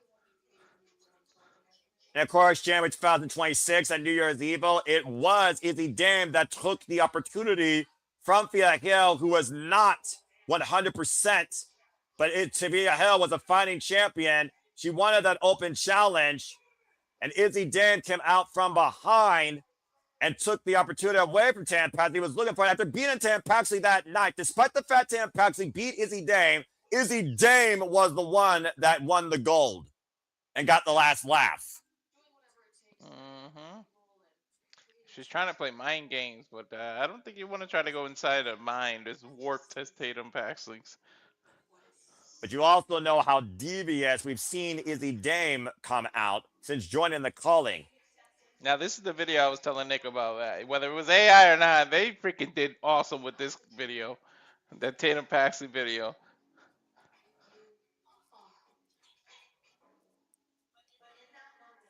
Sometimes, Walter, you have to find yourself in your darkest moment to become what you thought you never could be. And Like Tatum Paxley apparently believes she found that. Literally like a baptism. She went in the water, one person, and rose above it, a whole different person. Look at her. Well, we'll see if she rises to the promise and finds her satisfaction in beating Izzy Dame for the NXT Women's North American Championship. I went with a new champion, but we'll see. The pain that Tatum Paxley's been put through the last few months by the calling is going to be delivered with interest tonight when Izzy Dame plays with Tatum Paxley, possibly for the last time. Well, will she have a new playmate in an NXT North American Gold? Time to find out. Everyone's favorite Little Lost Soul, inspired by Little Miss Bliss herself, Tatum Paxley, who's been involved in wrestling now for 4 years, of course, from the Texas area, former NXT Women's Champion. And you want to talk about somebody literally left out in the dark, but still accepted by everybody when she comes to light. That's been Tatum Paxley's story, particularly here in NXT. I like the Mortal Kombat Jade inspired gear. Everything that Tampax has been put through has made her into her own mind a free spirit, a better version of herself. Mm-hmm. And in becoming that, she might be more dangerous. We talked about how unhinged Dion Lennox and Tony D was and how spiteful and vengeful Blake Monroe and Jaida Parker was. Tam Paxley has a whole mental case right now of giving a painful message that the calling will not soon forget. I know. I between her and Wendy Chu, I didn't know which one was nuttier. I'm surprised they didn't make that team last longer. Well, that being said, here comes our current NXT Women's North American Champion. And speaking of Tam Paxley and Izzy Dame, how about Izzy Dame's rise since joining the calling? Almost being the decider, it feels like, of this group. That's the issue too, man. Izzy Dame has two X Factors out there on the outside. I don't even think they should be allowed at ringside. Well, it makes me wonder, does Izzy Dame want these two with her at ringside because she fears Tatum Paxley? Let's not forget the last time these two went one-on-one prior to New Year's Evil. It was Sean Spears and the other guy's influence with those dolls playing again on Tatum Paxley's heart, where it thought she had a family at one point. That cost her that match last night against Izzy Dame. Ever since then, Tatum Paxley's been chasing these two out with a chainsaw and threatening their very lives and existence, and she did get the better of Izzy Dame at New Year's Evil. These two are currently 1-1 against each other. Yep, this is the third, the rubber match as they call it. Let's go down to Mike Rome for their inductions. One fall! Dude, I don't think you and I have been more perfectly in sync than ever. I kind of heard your feed. We're like on the exact same wording. I mean, that's just what happens sometimes, man. Once in a while, things just work out. As I said, folks, Tatum Paxley, literally 2-1 right now versus Izzy Dame. And as a former NXT Women's Champion, been involved in this business for only 4 years. Look at the height difference. Izzy Dame, been involved from the NIL program, second title defense, current NXT Women's North American Champion now for 60 days, formerly a volleyball player. Look like volleyball is the way to be. Gymnastics and volleyball for the women and football for the men, if you want to transition. So, I'm about to say. Of course, the NXT Women's North American title, first introduced a couple of years ago, won at the UFC Apex by Kelani Jordan, who was the inaugural champion. Izzy Dame is the 7th NXT Women's North American Champion. There has never been a 2-time Women's North American Champion. The reigns, we are underway. And the longest champion, by the way, was Saruka. Wow, man! Tam Paxley immediately jumping into the arms, squeezing Izzy Dame. Good grief. I don't think she was expecting that. Well, I'm about to say again, how personal has this gotten? How much is Tam Paxley inside Izzy Dame's head? We saw the way Izzy Dame reacted after Tam Paxley walked off in that final face-to-face. She's the one that destroyed the dollhouse that night. At this point right now, Tam Paxley has Izzy Dame in her world, not the opposite around. Because she thought she was going to get in Tatum Paxley's into her head, and the fact that she couldn't do it, Izzy had to go to a plan B, I guess. I guess so. That's one way of putting it. And Tam Paxley, by the way, who's been involved in NXT since 2022, arriving on the scene as a tag partner alongside Ivy Nile. I don't know. Her background in cheerleading. I don't know if you would want to get into a mental warfare with someone as nutty as Tatum Paxley. But I will say this when it comes to the women's division of NXT. Whoa! Nice rolling senton off the stairs. Wiping out Izzy Dame on the floor again, though. This is the first title match tonight, might I add. Title can only just hands be a pinfall or submission inside the ring. Count qualification means nothing. Double underhook as Izzy Dame pushes Tam Paxley into the steel ring steps. And both these women, no prior wrestling experience to NXT. Both coming from a collegiate background. I wonder if Izzy might have underestimated Tatum, even though they've been in the ring more than, this is the third time. You would think she would know what to expect, but Tatum came out on fire. A big high kick there as Tatum Paxley brings the champion back inside again. These two are 1-1 against each other. Split leg, elbow drop, cover, 2 count, almost to new champion. There's some of that cheerleading background with that split-legged elbow. I'm about to say, let's remember, though, here again, as you pointed out, Sean Spears and his crony are at ringside. Remember, when Izzy Dame joined the calling, she's the reason Brooks Jensen was excommunicated because failure was unacceptable. Double Mhm. underhook suplex by Tatum Paxley. Again, the strength of Tatum Paxley should not be underestimated. Looking for that cemetery driver. Of course, that modified lightning spiral. Meanwhile, pop-up, roll through, inside cradle by Tatum gets a 2 count. As Izzy Dame is looking for game over. A schoolgirl by Tatum gets a 1 count here. Oh, man. It just drives her elbow through Tatum. You talk about the hype, but don't underestimate Tatum Paxley's strength by the way either. She also is a former powerlifter. Probably wouldn't believe it if you saw her, though. About to say, this would be a therapist's worst nightmare here. Freaking Tatum Paxley and Izzy Dame. Not even Dr. Shelby would be able to figure out these two. Quack. Get to the midsection right now. Rising knee to the midsection by Izzy. Irish whip reversal. Face first because Izzy Dame nearly a turnbuckle, preventing the collision. Of course, Izzy Dame, as I said, folks, current NXT Women's North American Champion. Now she is the 7th Women's North American Champion. And this is actually her firm second defense tonight. Bang! Boot through Tatum Paxley. After surviving a triple threat against Lola and Thea Hale. Mhm. That boot was ridiculous. Of course, Izzy Dame took advantage of a vulnerable Thea Hale that wanted to fight as champion after losing to Tatum Paxley on the same night at New Year's Eve to seize this title. She literally took advantage of her freaking emotions, man. She played Tatum like a puppet on a string the whole time, and we knew it once she joined the calling. I saw it coming. Well, again, everyone saw it coming, but Tatum Paxley, she felt like for once she was finally accepted for who she was. She wasn't alone. She had a family to go to. And unfortunately, she learned the hard way that not everybody in this life can be your friend. She's too trusting, and I had to learn that in real life the hard way. Well, sometimes the harshest lessons are learned the hard way, Walter. Mm-hmm. And tonight, Tatum Paxley is looking to teach a lesson in respect to Izzy Dame. But right now, Izzy Dame in full control of the challenger.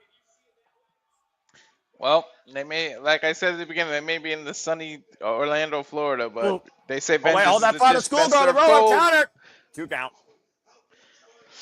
As you were saying, right now, Izzy Dame caught up by Izzy, trapped in the crucifix, gets a 2 count. This is all about Tatum Paxley Vengeance. Again, needing the midsection there to Tatum Paxley. Now Izzy Dame setting up Tatum here for something devastating in the corner. Just driving her boot for Tatum's midsection. Not just her vengeance, but it's her redemption. It's kind of the story of the cover. 2 count, hook on the far leg. It's almost the story of the matches here tonight. Vengeance, redemption, accomplishment. Mm-hmm.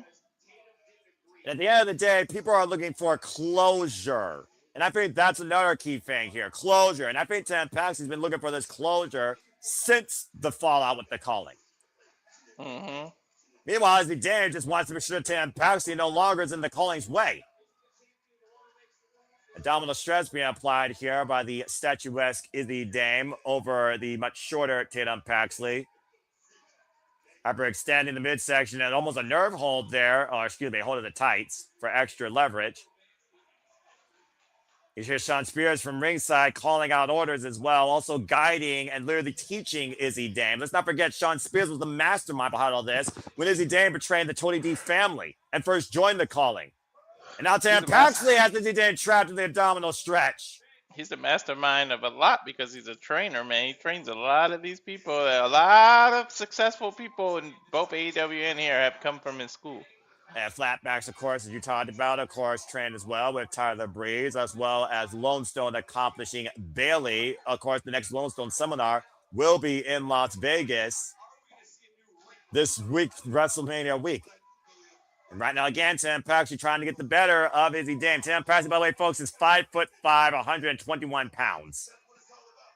Little shorty. Ooh. Oh, the backbreaker over the knee. Great scouting by Izzy Dame. Running senton. High stack cover by the champion. 2 count. No pressure on the shoulders there. That's a weird cover, but I think it shows she can go for that Boston Crab. Well, again, Izzy Dame with the height advantage. 5'10", might I add. Out of the Michigan area, bi-state area. I don't know why. I don't know right now. You were saying? 5'10" and 6 feet on a woman looks so much taller than it like. TV does not do TV does not do statuesque female wrestlers justice. I'm just going to say that for the record. Lena Cross, who out-heightens Megan Bayne, by the way, in AEW. And look at this modified Boston Crab, to your point. Almost a lion tamer, high angle. Yeah, she's got that knee. Literally. Oh, I thought the knee was in the back of her shoulder. It was on the mat. Yeah, about to say, it wasn't like properly positioned there. And that might go to the inexperience of Izzy Dame still, who, again, is very young. Both these women, by the way, are still very young in this business.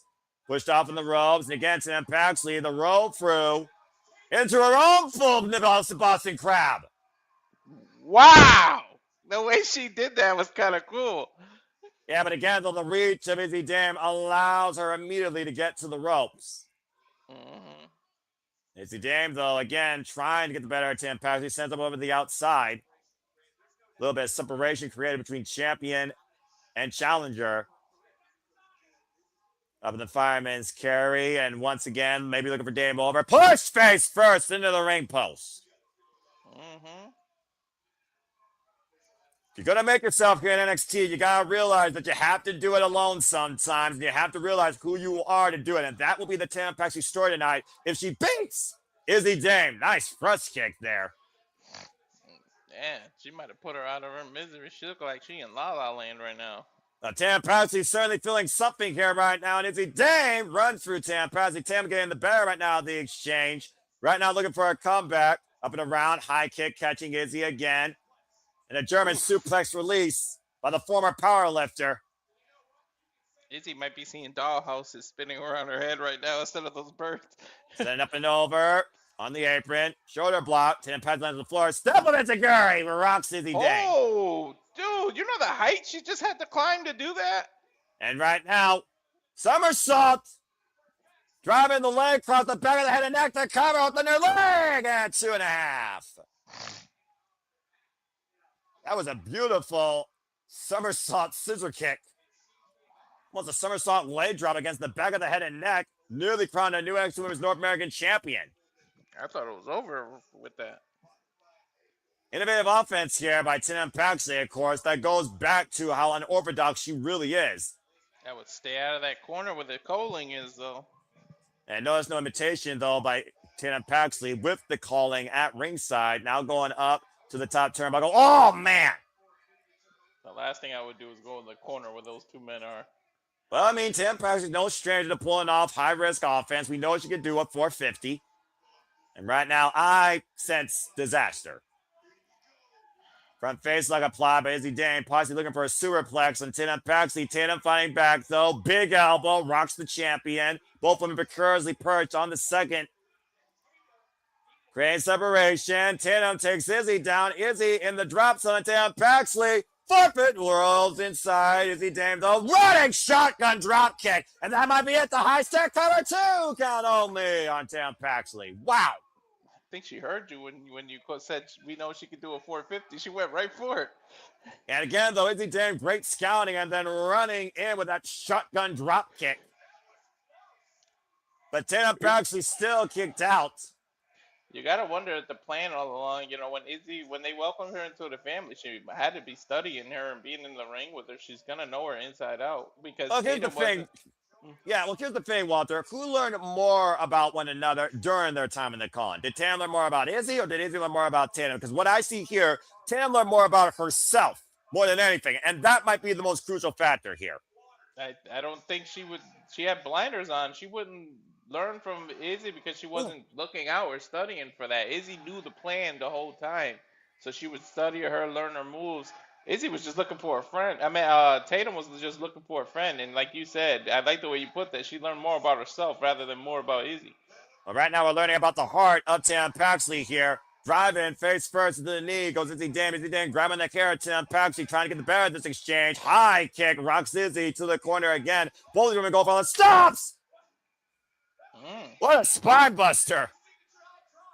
That was that Izzy drive, or the Tatum. Oh, you're right. That was game over. That's been a high drop. Yeah. And now the top row, 450 connects. We got the champion, the cover 2. Oh, man. Yo, that shoulder barely got up. How the hell did Izzy Dame survive that?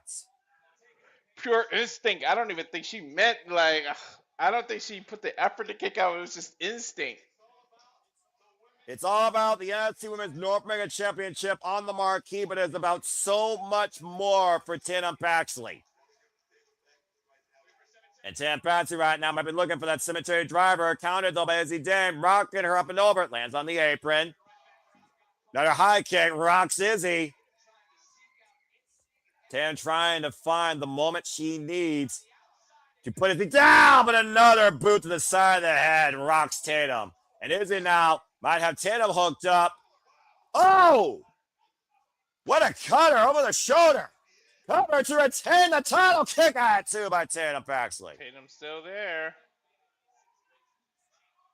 Up and over with almost a TKO cutter over the shoulder. Still not enough to put down the challenger. And right now, Izzy Dame might be at her odds wit's end. Going to Shawn Spears right now for counsel. And how many times have we seen a champion in this situation, though? This is what defines the champion versus someone that's transitional. And the fear right now in Izzy Dame's eyes told the story right there as Tatum again on the attack, catching Izzy head first inside the ropes. And what is Tatum looking for here? Looking for a run-up, follow-up, up and over, sunset, like power on the floor! Onto the apron. The back of her head hit nothing but pure mat. Good Lord! Ridiculous. Look at Spears right now in disbelief. Holy shit, indeed. Both women down and out on the floor as the referee's 10 count begins after Tatum Paxley hit, you heard me right, over the top, sunset flip power bomb from the apron to the floor. And right now is the critical reset moment. But of course, Tatum knows the way she can win the title is pinning the champion inside the ring. It's all about momentum right now. And Tatum, though, cannot let Shawn Spears get in his head or distract him. The referee's still counting. Tatum, get back inside! Jesus! Oh, wait a minute, got caught. Game over! Dame at the cover, falls and kicked out by Tatum! You gotta believe it was because of that nonchalant-ass way she covered her. Shawn Spears is stunned. Izzy Dame is stunned, but to your point, she literally fell into that cover. Was that her last reserve? Was that her last resort? She is pissed off. She can't believe Tatum kicked out. And the NXT Universe believes in Tatum Paxley. Now looking for a gut wrench. Dame over, counter by Tatum Paxley. Hook of the leg, cover two. Oh, able to kick out. Oh, and Shawn Spears got rocked. Oh, but Izzy Dame rocks Shawn Spears off the apron. And Tatum taking advantage. The corner roll kickoff. From first goes her cold breaker kick. What the hell? She backflipped out of it. There's a woman possessed on revenge. Rolling copper kick. There's her move. Cemetery driver. Modified lightning spiral cover. Tatum Paxley's the new NXT Women's North American Champion. The first ever two-time Women's North American Champion. Tatum did it. You talk about redemption. Woo! Talk about literally waking up from your own set nightmares as Tatum Paxley is accepted by the NXT Universe as the new NXT Women's North American Champion. To your point, Walter, she is the first ever two-time NXT Women's North American Champion. Dame over for Izzy. She rose from the grave. Oh my God. That was awesome. amazing. Again, to your point, this Dame over was the way she beat her last time, but to your point, Izzy only fell into the cover. Yeah, but it was 2 and 9 attempts, and that was the last chance that Izzy had to hold on to her championship. It was that look right there that Izzy knew her days was numbered unless she went to an absolute means that Izzy didn't expect. Tail end of this match, as we saw that miscommunication, that Coldbreaker escaped, to your point, handstand, Tatum Paxley rising back from the dead, as Izzy sees the horror she's unleashed on herself. And the most satisfying cemetery driver I've ever seen. Rest in peace, Izzy Dame and the calling.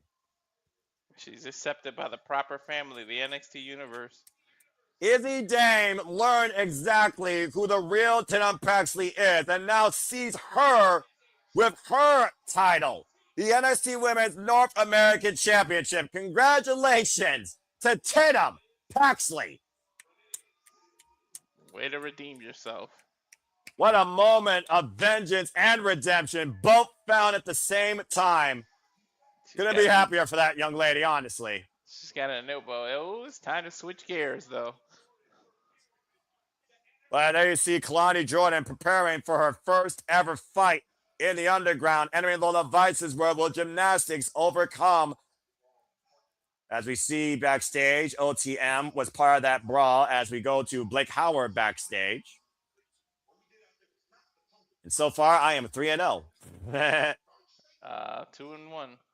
And I will say this, again, this show so far has been the best thing W's put out this year. Oh, yeah. This is extremely impressive, I have to admit. Yep. ODM letting you know that was not for Tony Day. It's about them.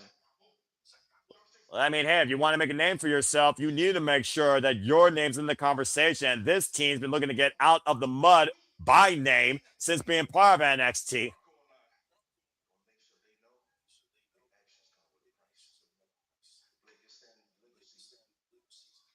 And again, stand and deliver season. Everyone wants to stand and deliver. This is NXT's WrestleMania. You know OTM wants to go after those tag team championships that are no longer on Dark State. They're on the Vanity Project. Well, tonight they stood. We'll see if they can deliver.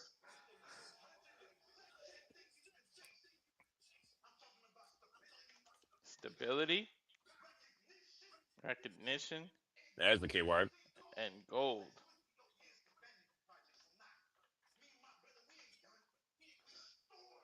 This is the most personality I've seen out of these two, honestly. Mm-hmm. They're hungry, and it's time to go eat. Well, clearly they want a full platter. Coming up next, NXT Underground into this commercial break. Fuck television. Walter, wow. What a coming out for Tim Paxley. Really? Seriously, dude. NXT's on fire tonight, I told you. Again, TV show is questionable, but at one point you and I were NXT, but you have stood by this NXT for the ups and downs and Rainbow Bright shit, and so far, this new renaissance of this reinvigorated locker room and open more roster has really come out to stand and deliver. Exactly. That'll be the next time they come out. Yes, to your point, they will stand and deliver from St. Louis, Missouri, a city so rich in the history of professional wrestling. But of course, you all can continue to follow NXT on the CW on a weekly basis as their road to stand and deliver goes through Houston, Texas, and Madison Square Garden. As we go to Robert Stone, the interim general manager in the ring, regarding the state of NXT and maybe the NXT Women's Championship. Let's hear what Mr. Stone has to say. Is this not a hot start? I gotta admit, you're actually doing a decent job.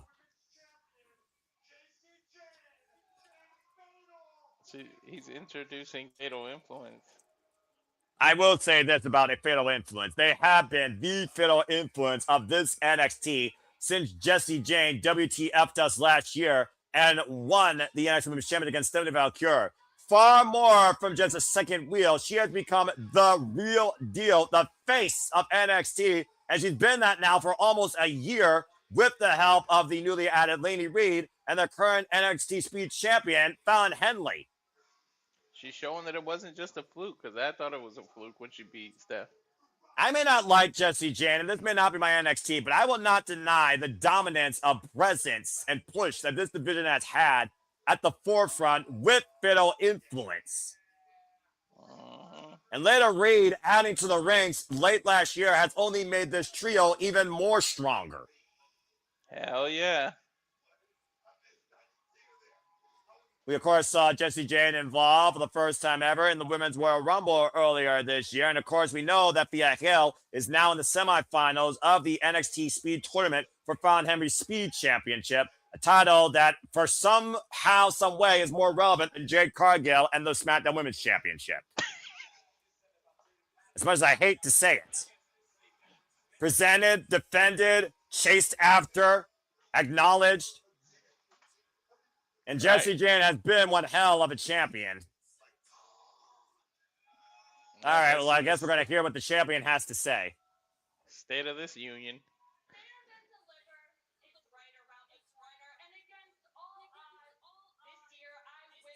That's all odds. That's a TNA PLE. Stop making puns. That's my job. Well, I mean, to be fair, dude, she's made a bigger impact than the TNA Knockouts Championship has since it's been hot potato between this brand, and she's literally held it once. Right. Quiet? The fuck you talking about?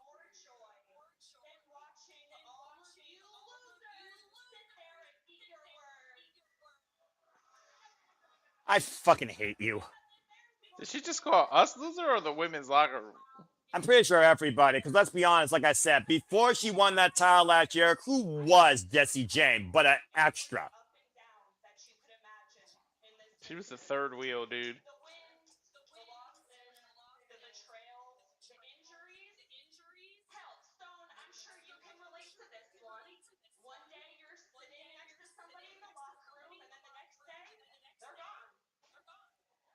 Yeah, I wonder who you're referring to. Mm-hmm.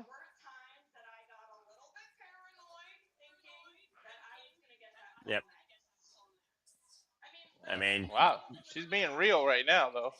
Well, I mean, sometimes you gotta realize what brought you to the dance, and you gotta reflect and realize what got you there, and it was yourself.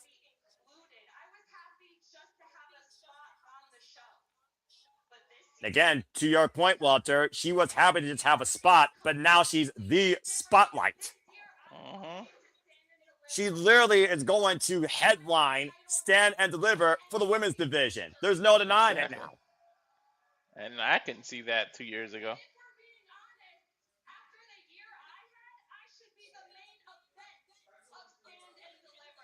As much as I hate to say this, I agree with her. She should be the main event, stand, and deliver. She's been the most prolific figure in NXT consistently. I agree with her too.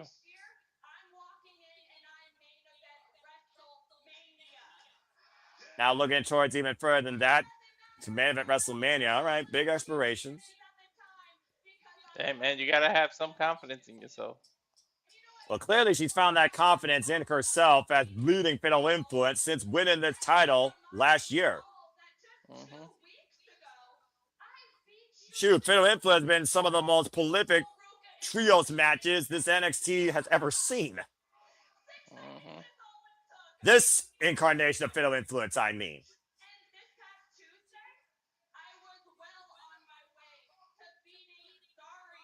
I don't know about that. If Delta was Delta, you probably would not be holding that title if it wasn't for Soruka. Mm-hmm.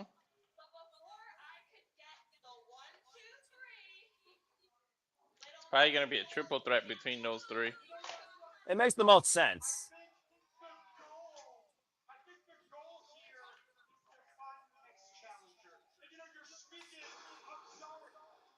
Uh-oh, say her name and she appears. It's really easy to be confident when the biggest opposition in the NXT locker room is not in front of your face. True indeed. Of course, Zarya, who betrayed her longtime tap partner and friend, Soruka. Soruka is no longer a thing. Now Zarya is a woman of her own, and we might finally see Delta in NXT since we saw her face lead for the TNA Knockouts World Championship. Mm-hmm. And let's not forget, Soruka has snatched Jessie Jane not once, but twice, including eliminating her from the Royal Rumble. Right.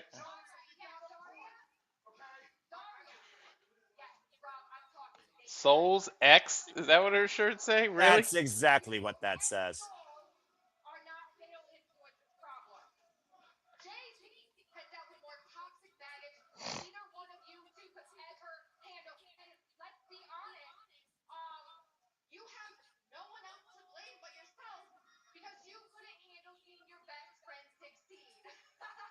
You could stand to see your bell. I mean, tells those tattoos itself. Who's the Margin A? Who's the Shawn Michaels? Who was on Saturday night's main event facing and beating Bayley? Okay, this is starting to turn NXT TV, and I don't know if I like this. If we're driving PLE, let's get back to wrestling. Mm-hmm. I understand we're in the TV arena, but now you're starting to piss me off. Mm-hmm. I thought we were getting an announcement. Just make the triple threat. It doesn't get easier than that. Unless they do another contenders match at Roadblock, and we see who stands deliver against Jessie Jane. Mm-hmm. Robert Stone, grow a scent. Tell the women to shut the fuck up. Right? Take control of your show, dude. Interim general manager, my left foot. Shoot, there's a reason why I'm single. I have no problem telling a woman to shut the fuck up.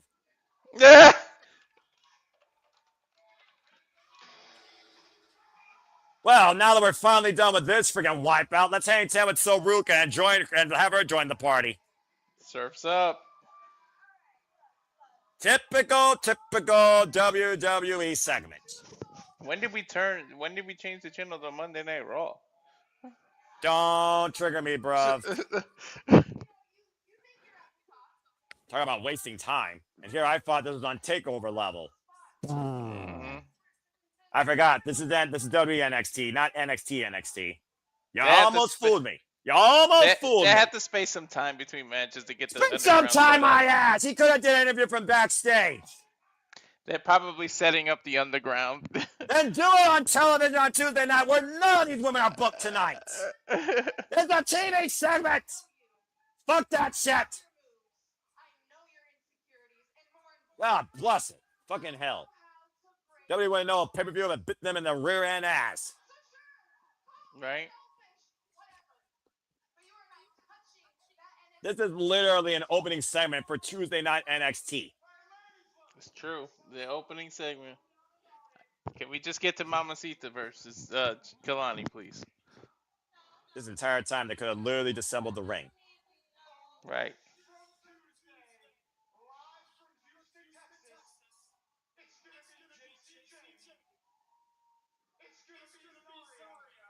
What?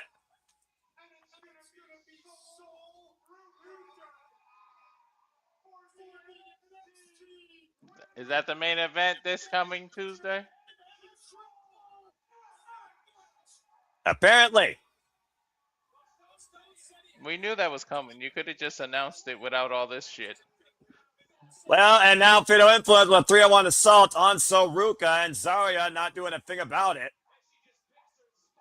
As he picks her spot. And again, Zarya, the only thing that matters to her is the NXT Women's Championship. But I also do wonder if revenge matters to her as well. Because let's not forget, Soruka snatched Zarya's soul last week. Mm-hmm.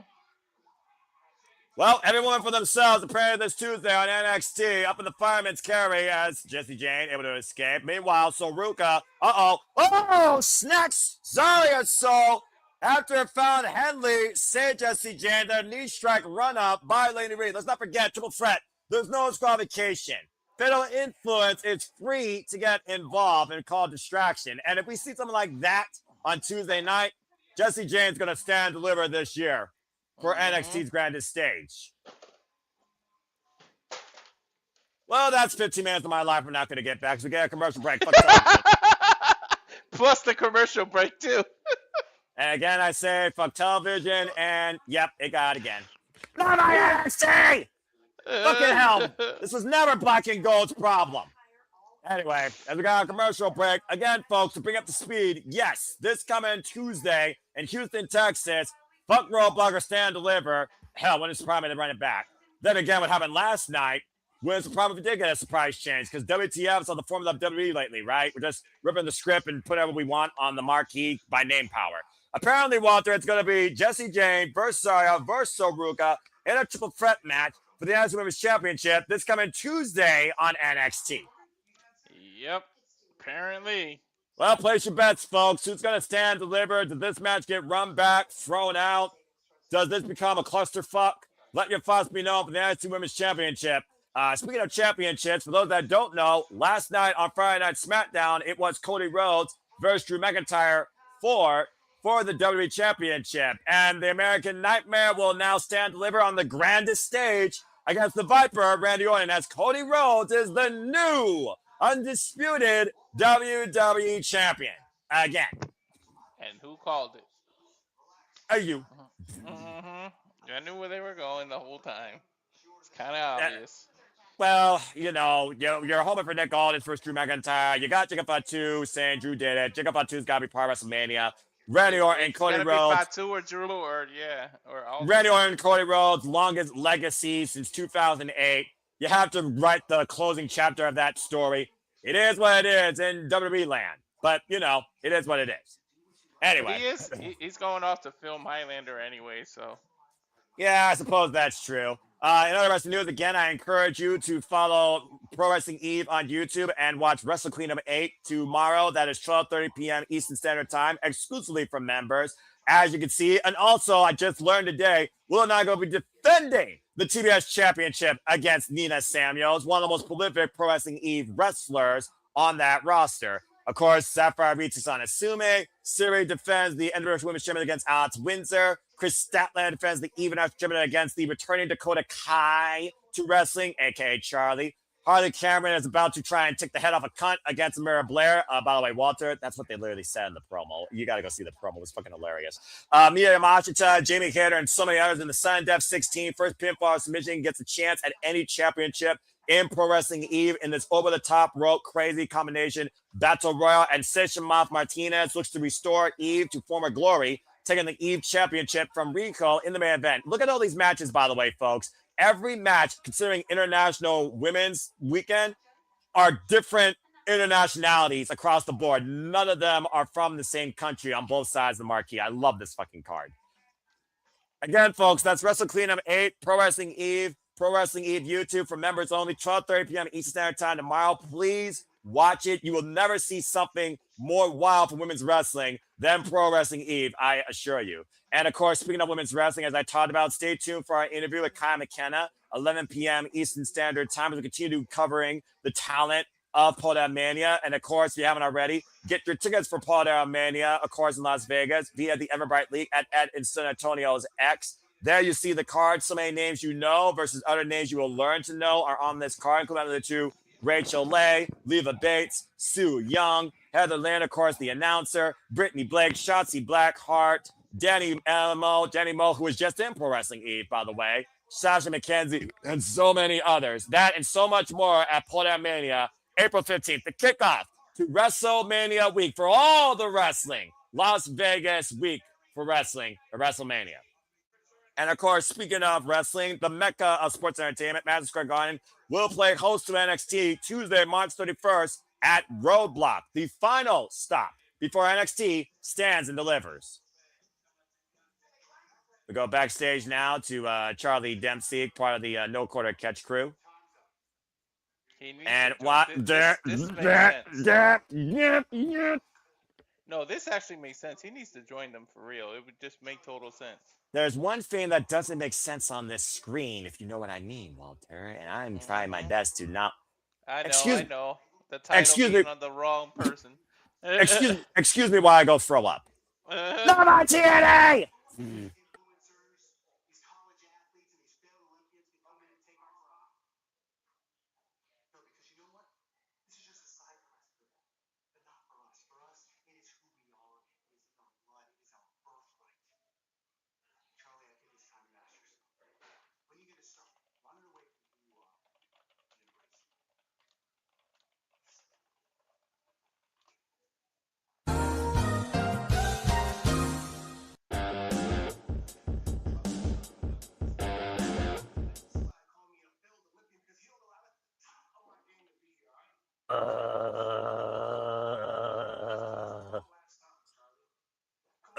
That just made me throw up a little bit in my mouth.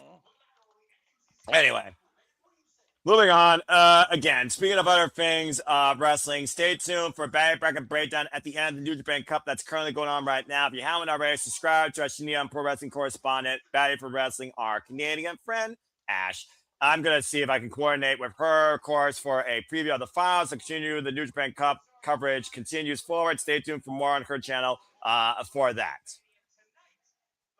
Anyway, the home of NXT itself, Orlando, Florida. By the way, speaking of Florida, Ring of Honor now has a home in Florida, and I love their studio stuff. So go check that out if you get a chance to via Honor Club. As we get ready now to go down underground for this fight with Lola Vice and Kelani Jordan. And again, Walter, you covered every NXT Underground match since this became a foundation of NXT. And you know as well as I do what the rules are when it comes to this. So why don't you go ahead and remind the people what this is about?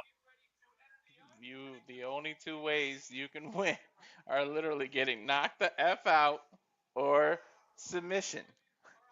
There are no other rules aside from that. There's literally no ropes on the ring. Check out Bloodsport. So it's pretty much the same thing, and they're going through Kelani Jordan's history as a gymnast. I hope they show. Yep, they're gonna show Lola's MMA career. Look at that, the UFC. Well, again, Walter, you as an MMA correspondent know how much this is a clash of styles, usually under mixed martial arts affair. But for the first time ever, we have gymnastics taking on mixed martial arts. And to think, Kelani Jordan was a former TNA Knockouts World Champion and the inaugural Women's North American Champion. And ever since she won that title and went into business for herself, she became an afterthought here in NXT. She became excommunicated by this entire locker room. Lola Vice at the forefront of it. Yeah, they pushed her. They literally pushed her out of the locker room.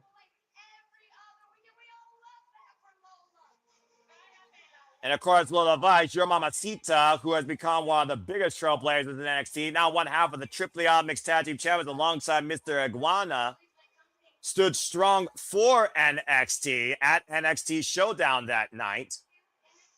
Mm-hmm. And when it came to Lola Vice versus Kelani Jordan, who eliminated who? Lola eliminated Kelani. Yep, the reckoning. And then the reckoning came forward. Mm-hmm. As, of course, after Kelani Jordan lost the TNA Knockouts World Championship, she decided to put her gear back in the locker room where she belongs, and Lola Vice wasn't feeling it. Gymnastics is nothing compared to MMA, Lola told me. Yeah, this became more than just about brand loyalty. This became about whose discipline is stronger. And Lola Vice proved that, knocking Kelani Jordan the fuck out. Mm-hmm. But Kelani Jordan was far from done with Lola Vice that night, Walter. Oh, yeah. She came in, snuck him behind her, grabbed the ladder, hurt that left hand. Her move is literally a spinning back fist with that left hand. So and she it was took that. out. And it was that hand that knocked Kelani Jordan out. Kelani promised that Lola Vice will never knock her out again. But now Lola Vice is taking Kelani Jordan to her world, the underground. And again, she is 3-0 in this forum. She dragged her down. The doctor suggested she don't go through with it, but she signed every waiver, released NXT from any liability. About to say. But you gotta admire the gall it takes for Kelani to go down to Lola's world and try to beat her at her own game. Yeah, but again, pride before the fall, though, Walter. I say it many, many a times before. We know the victims of Lola Vice in the underground, but we also know that Kelani Jordan can tap Lola Vice out if she takes advantage of that exaggerated injury. And these two have not been able to keep each other apart since that match where she further injured that arm and got the better of her. But just imagine Kelani a certain clutch might come out after she went through somebody to get some tips and some training for this kind of match. But there you see contingency of NXT slamming the mat as the lights go dark for this underground fight. NXT Underground, folks, again, no countouts, no counts, no pinfalls. And the only way to win is by knockout, TKO, or submission. Lola Vice record in Underground is 3-0 with wins over Jaida Parker, Shayna Baszler, and her first ever one was against Natalya. Mm-hmm. And we'll see if gymnastics can literally be the force against combat. Because here comes Kelani Jordan. She looks like she is literally ready to square up. Yeah, she's got the MMA gloves. Make sure her hair is braided so it can't be pulled or anything. But Walter, you know as well as I do that it's a whole different ball game when you go from flipping to striking. And she literally is in the ring with a lethal striker. One of the most lethal strikers. That back fist has knocked out many of people. But I will give Kelani Jordan credit. Evasive measures might be the catalyst to success for Kelani Jordan tonight, as we saw in her training with Shayna Baszler. Shayna Baszler unable to grab Kelani Jordan until she was finally able to, could allow Kelani to find the opening she needs. Oh, here we go. Remember, with no ropes, that's like a 10-foot straight drop if you fall outside the ring. And Kelani Jordan knows nothing about that. Mm-hmm. This is as Oh boy. much as this is her element. Mamacita's I'm element. about to say, you got a very subtle demeanor on you tonight. Almost sounds like you're worried considering Lola Vice is coming in here injured. Yeah, that hand is not 100%. I don't care how much wrap you put around it underneath that glove. And by the way, And we're that is her father, by the way, to see her daughter in action. The first time seeing her daughter in action since challenging Jessie Jane for the NXT Women's Championship, and Laney Reed joining Fatal Influence that night, preventing Lola from seizing the championship. and we know how well that went in front of your family last time. Let's see what happens here. Mike Rome, get us the introductions before this fight begins. And you know what can happen, man? You might risk it all trying to knock her out and further injure your hand, and now you're out of action. You might have won the match, but you would lose the war. So Well, she's really got to be careful. that's the risk that Lola Vice is willing to take for vengeance. I like the little mic thing here. Not even grabbing the mic, but literally talking into it. Different feeling tonight in the building.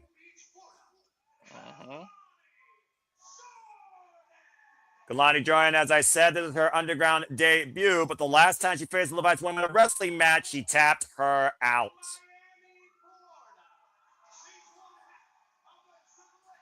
And of course, your Mamacita is 3-0, the queen of the underground, and is one half of the current AAA Mixed Tag Team Champions.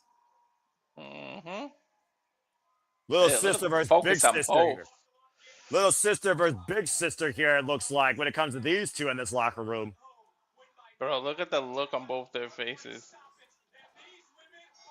Lola's usually ready to slow up and get away.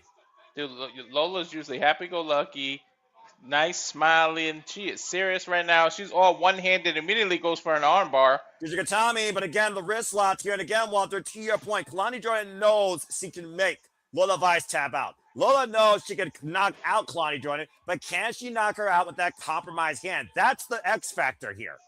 Ooh, Kelani almost turned that into a muffler. Again, though, you see right now, Lola Vice back on top, Kelani covering up here. And again, Kalani's got to remember there are no pinfalls here.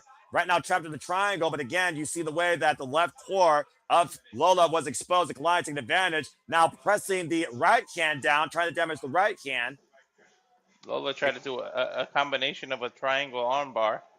Again, Lola knows she has to protect that hand. You saw Kelani immediately was going after it. It's also one of those things, Walter. You think about a fighter. Are they only more lethal with one hand versus the other? Or can they adapt to be just as powerful with their other? I'm not comparing a human being to animals, but and they'll take it the way it sounds. But you ever heard of that a wounded animal is more dangerous?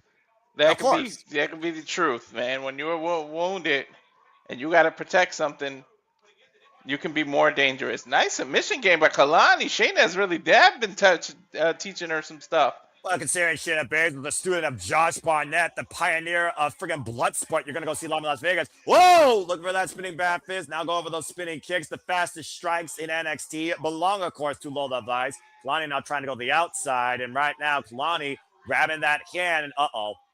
That's smart. Oh, no! You may not like it, but there's no rules, so how smart is it? I damn sure don't like it. You know that. Well, I'm about to say, I applaud you for being absolutely unbiased and integral in your analysis, something I know you can, being our future MMA expert. Stay tuned, folks, when Walter also covers Ronda Rousey versus Gina Carano, of course, from the Intuit Dome to come forward later this year on our Simple Live Studios watch-along schedule. And again, Kelani immediately focusing the attack on that hand. Remember, it was a hammer lock modified on that hand that allowed Kelani Jordan to beat Lola Vice via submission. Yeah, man. Then she ducked under that spinning back fist and through the stage. Lola hit hand. That's what initially broke it. And again, you see right now the focus attack on Lola Vice on that right hand by Kelani Jordan. Again, this is what the freaking catch cam style is all about. Dissecting your opponent, focusing on a body part. Now trying to move the glove and expose the hand. And now the bones are now exposed, and Kelani driving her knee into that hand. But again, I mean, wounded animal, you might be. Oh, I thought she was going to go for the other one. Well, we talked about before, again, the most lethal weapon of Lola Vice is that right hand, that spinning backhand, to your point. And Kelani is aware of it. And Kelani promised herself, you will never knock me the fuck out again with it. Oh And my Kelani, God! Standing moonsault onto the hand. From a Dude, hammerlock. I don't think I've ever seen this side of Kelani. Again, this is gymnastics versus mixed martial arts in combat for the first time ever in NXT Underground. A different style of Kelani Jordan has to come out tonight if she's going to win here. I told you not to underestimate her. That people just assume because Lola's in her element. You cannot look past anyone. Anyone can be beaten at any time. And right now, Kelani Jordan with a far better MMA debut versus CM Punk as she drags Lola Vice to the ring post here. And again, working that hand against the unforgiving steel. Ask Conor McGregor how it feels to underestimate someone. He went into Nate Diaz and gave Nate Diaz the biggest win of his career in the UFC and shot him into superstardom, all because he underestimated someone and took him lightly. Yeah, but also on that surprise, much to your point, Ronda Rousey got caught off guard by Holly Holm, and the rest is history. Yeah, but that's because Ronda took her lightly. She called her a preacher's daughter and didn't take her kickboxing serious. Again, I wonder if Lola Vice is taking Kelani Jordan's gymnastics background seriously now, considering the damage that Kelani's been able to do with it. Face first off the ring post, though, goes Kelani Jordan as Lola Vice creates separation. You see Lola still trying to feel out that hand. Again, how much has Kelani Jordan compromised Lola's greatest weapon? That forehead definitely hit that pole. If I remember correctly, I believe Lola Vice is the only one that's been involved in every NXT Underground match. Yep. The fourth one ever in NXT history. Everything she does. Kelani targets the hand. Spinning Sovat, right hand, left hand. Now the waistlock applied. German suplex. You don't see that in freaking MMA. A low German suplex too. And again, right now, Lola Vice only has one gear, and that's to move forward. Again, going for the round kicks now. Getting the better of Kelani Jordan. Spinning roundhouse. Again, connected to the core, trying to compromise the breathing of Kelani. Lightning fast strikes now, rocking Kelani. Whip for the spinning back heel. And again, Kelani with her own push. Whoa, man! Knocked her into, I almost said lumberjacks, but they aren't lumberjacks. They're bystanders. They're spectators. And literally, Kelani got knocked the fuck out of the ring. Oh, what the hell is on Mamacita's mind? Oh, man! And Kelani pulling another bystander out of the way, but it's people, oh, God, everyone get the fuck out of the way. There, you forgot, huh? You take out the hand, but you forgot about the lethal feet. Yeah, well, those two men did. They just got their heads kicked off. And Lola pushed back first into the barricade in front of her father. And her mom. Or again, right now, that's her mom or stepmom or whoever, but. The jaw jacking here in front of Lola Vice's family cannot play in favor for Kelani Jordan if she takes Lola Vice lightly. Okay, Dad, sit down before you have a heart attack, taking off the jacket and shit. You did talk about what happened last time when Lola Vice was screwed. I'm just saying. And right now, Kelani Jordan bringing Lola Vice back inside the mat. And I do mean mat, because again, this is not a ring. There are no damn ropes. Kelani able to do a flip out escape. Oh, spinning back! Spinning back fist! Yeah, it is all over! Just like that! Buenas noches! Holy shit, and that's how sudden it is. Bro, whoa! She hit her with the opposite hand. Look, she hit her with the left hand. Well, I guess my question was answered. Lola Vice goes 4-0 in the underground, knocking Kelani Jordan the fuck out. Holy shit, and she walked into it. Kelani walked right into it. She couldn't even blink before it hit her. Dude, I don't think the after punches were necessary, but hey, what did the other Miami say? Marinello always used to say, and Marinello was all about, and the ground and pound. I would love to see Marinello call one of these. Again, the flip out, bam! Gets caught with that spinning back fist. She got cocky. Good Lord. Bro, that was a blink of an eye type move, too. The back fist dropped Kelani again. That had to feel sweet for Lola Vice. You were so worried about her left hand, you forgot about the right. Congratulations to Lola Vice, who remains undefeated in the underground.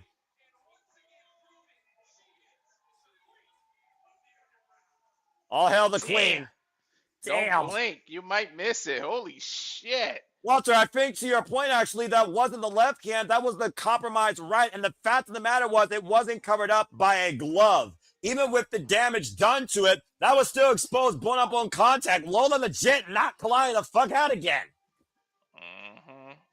Matthew's Damn. 3-1. I think I'm 3-1 too, Matt.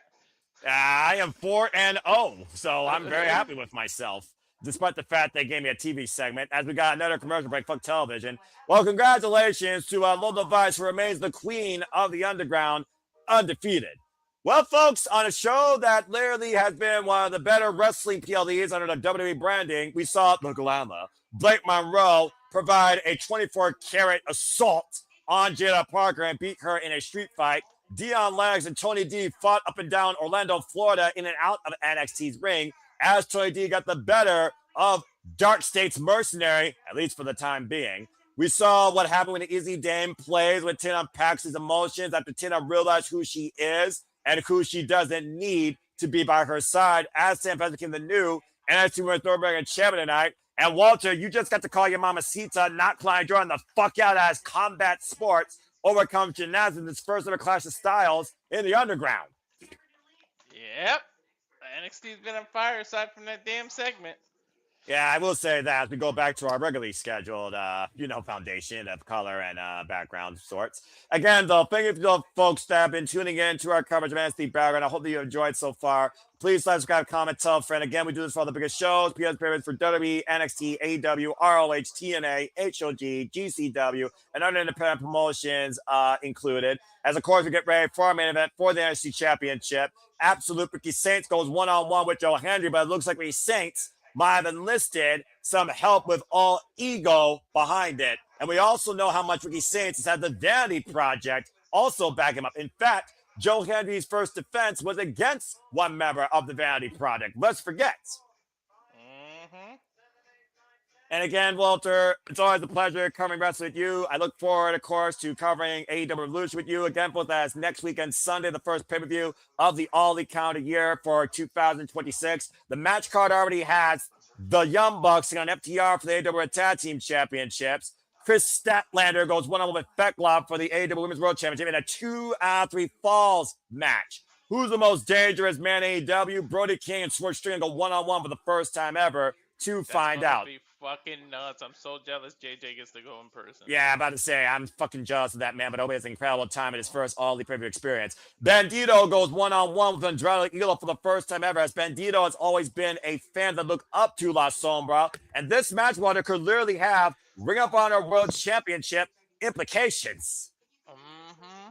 We also know that John Monty will go one-on-one with the Alpha Kenosi, the Cash Guy, and the clock will be thrown out. There has to be a winner, as the Continental Championship will be contested under no time limit. And of course, in our main event so far announced, it will be Maxwell Jacob Freeman, MJF, versus him and Adam Page in what truly could be the last time ever for the AEW World Championship in a Texas death match, where if Heyman loses, he can never, ever challenge the AEW World Championship ever again in his career.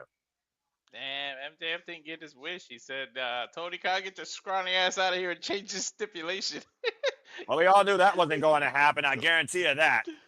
As, of course, Revolution will stand and deliver, and the Revolution will be televised Saturday, April 4th. NXT will stand and deliver on their grandest stage for the first time ever from St. Louis, Missouri. And we will see what you believe in and what Fiddle Influence will take over. That and so much more when we cover NXT Stand and Deliver, Saturday, April 4th, available on Peacock exclusively. And there you see the Gateway of America, the Arc of St. Louis, again, that will play home at the Factory at the Districts. NXT Stand and Deliver, Saturday, April 4th. Tickets are available right now. Don't sell your kidney over it. That's all I got to say about that. Right. It's one of those things, though, again, where there's just so much going on across the world of wrestling right now. There's never been a better time to be a professional wrestling fan. As we go backstage to a rather apoplectic Jessie Jane, who realizes that the last stop to Stand Deliver might stop her from delivering altogether. I think it's starting to hit her. She hates when the odds are stacked against her, right? But she loves when she got it in her favor. Typical heel hypocrisy identity. Mm-hmm. And besides, again, like I said, Triple Threat plays in Fatal Influence's favor because they can get involved.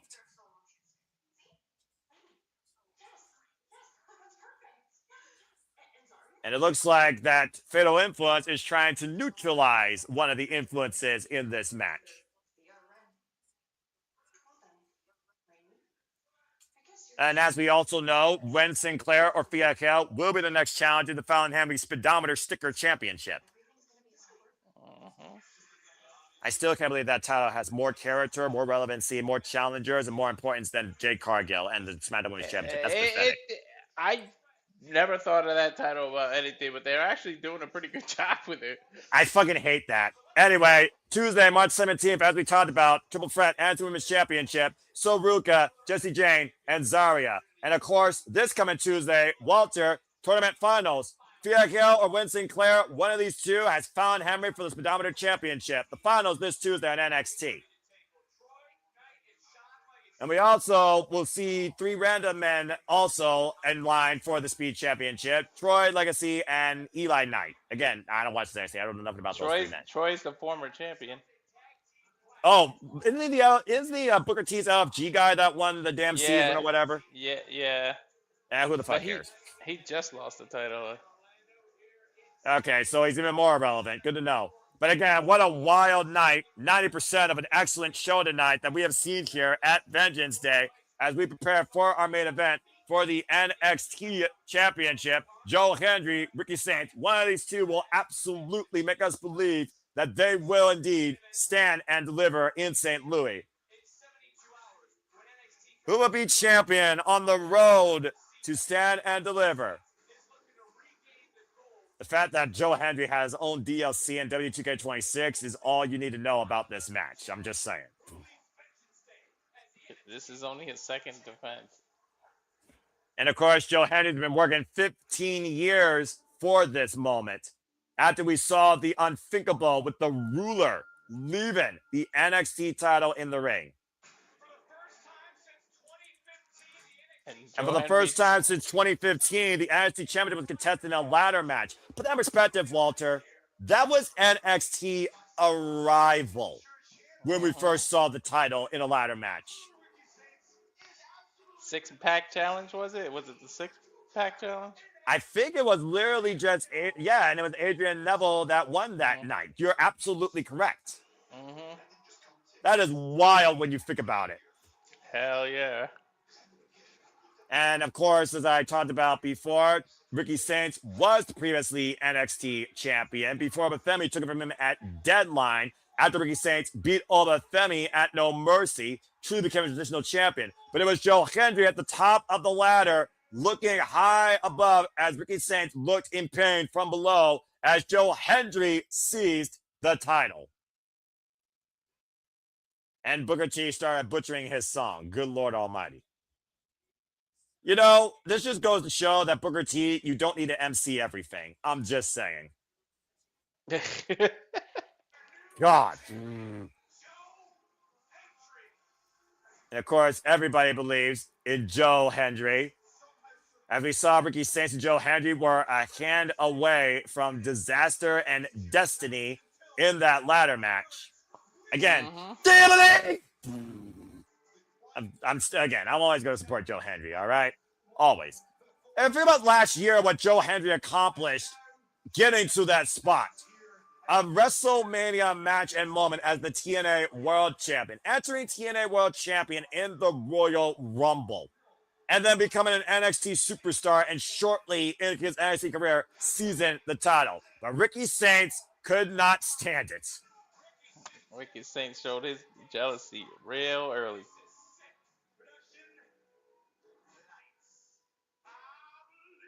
Okay, that was the worst rendition I've ever heard. I believe in Ricky. All right, Timu Rock, get a hold of yourself. Right. Seriously. Matthew saying, I believe. And bring people up to speed, by the way. Shout out again to the 35 of you that have joined the NXT League. Congratulations to the 85 of you that picked Tony D, to the 85 of you that picked Lola Vice. And Walter, it was nearly 50-50 for Izzy and Tatum Paxley, but shout out to the 51% of you that picked Tatum Paxley and picked Blake Monroe, 67% of you in that street fight, as almost all of you believe in Joe Hendry, but apparently there are two people on the Ricky Saints bandwagon. So far, that's the only match I got wrong was the Parker. With all due respect, I'm not betting against the Glamour, Blake Monroe, when the Woman from Hell comes out. True. As of course, we saw this match really came to fruition when Ricky Saints goaded Joe Hendry into marketing this for the NXT Championship, as Joe Hendry has no problem kicking Ricky Saints' ass tonight all over Orlando. Time to see who leads this revolution in this reformation of NXT. Our main event is here. And of course, Ricky Saints, who signed to NXT last year.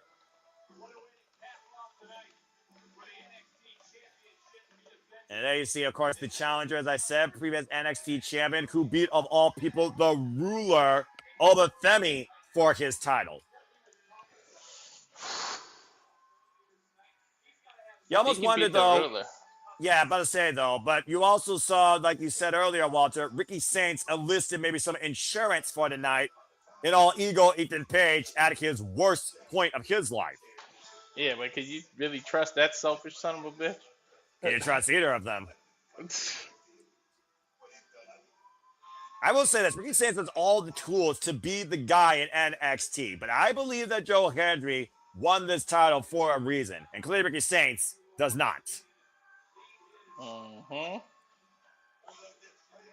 Confidence is a very strong tool to carry you forward in this business. And we'll see tonight if it carries Ricky Saints back to promise. Say his name and he appears. I believe in Joe Hendry.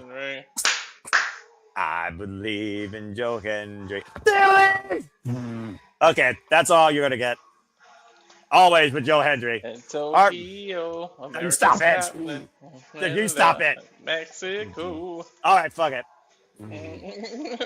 I believe in Joe Hendry. For the first time ever, Walter, you and I are calling Joe Hendry as the NXT champion. Oh, yeah, that's right, huh? This is crazy.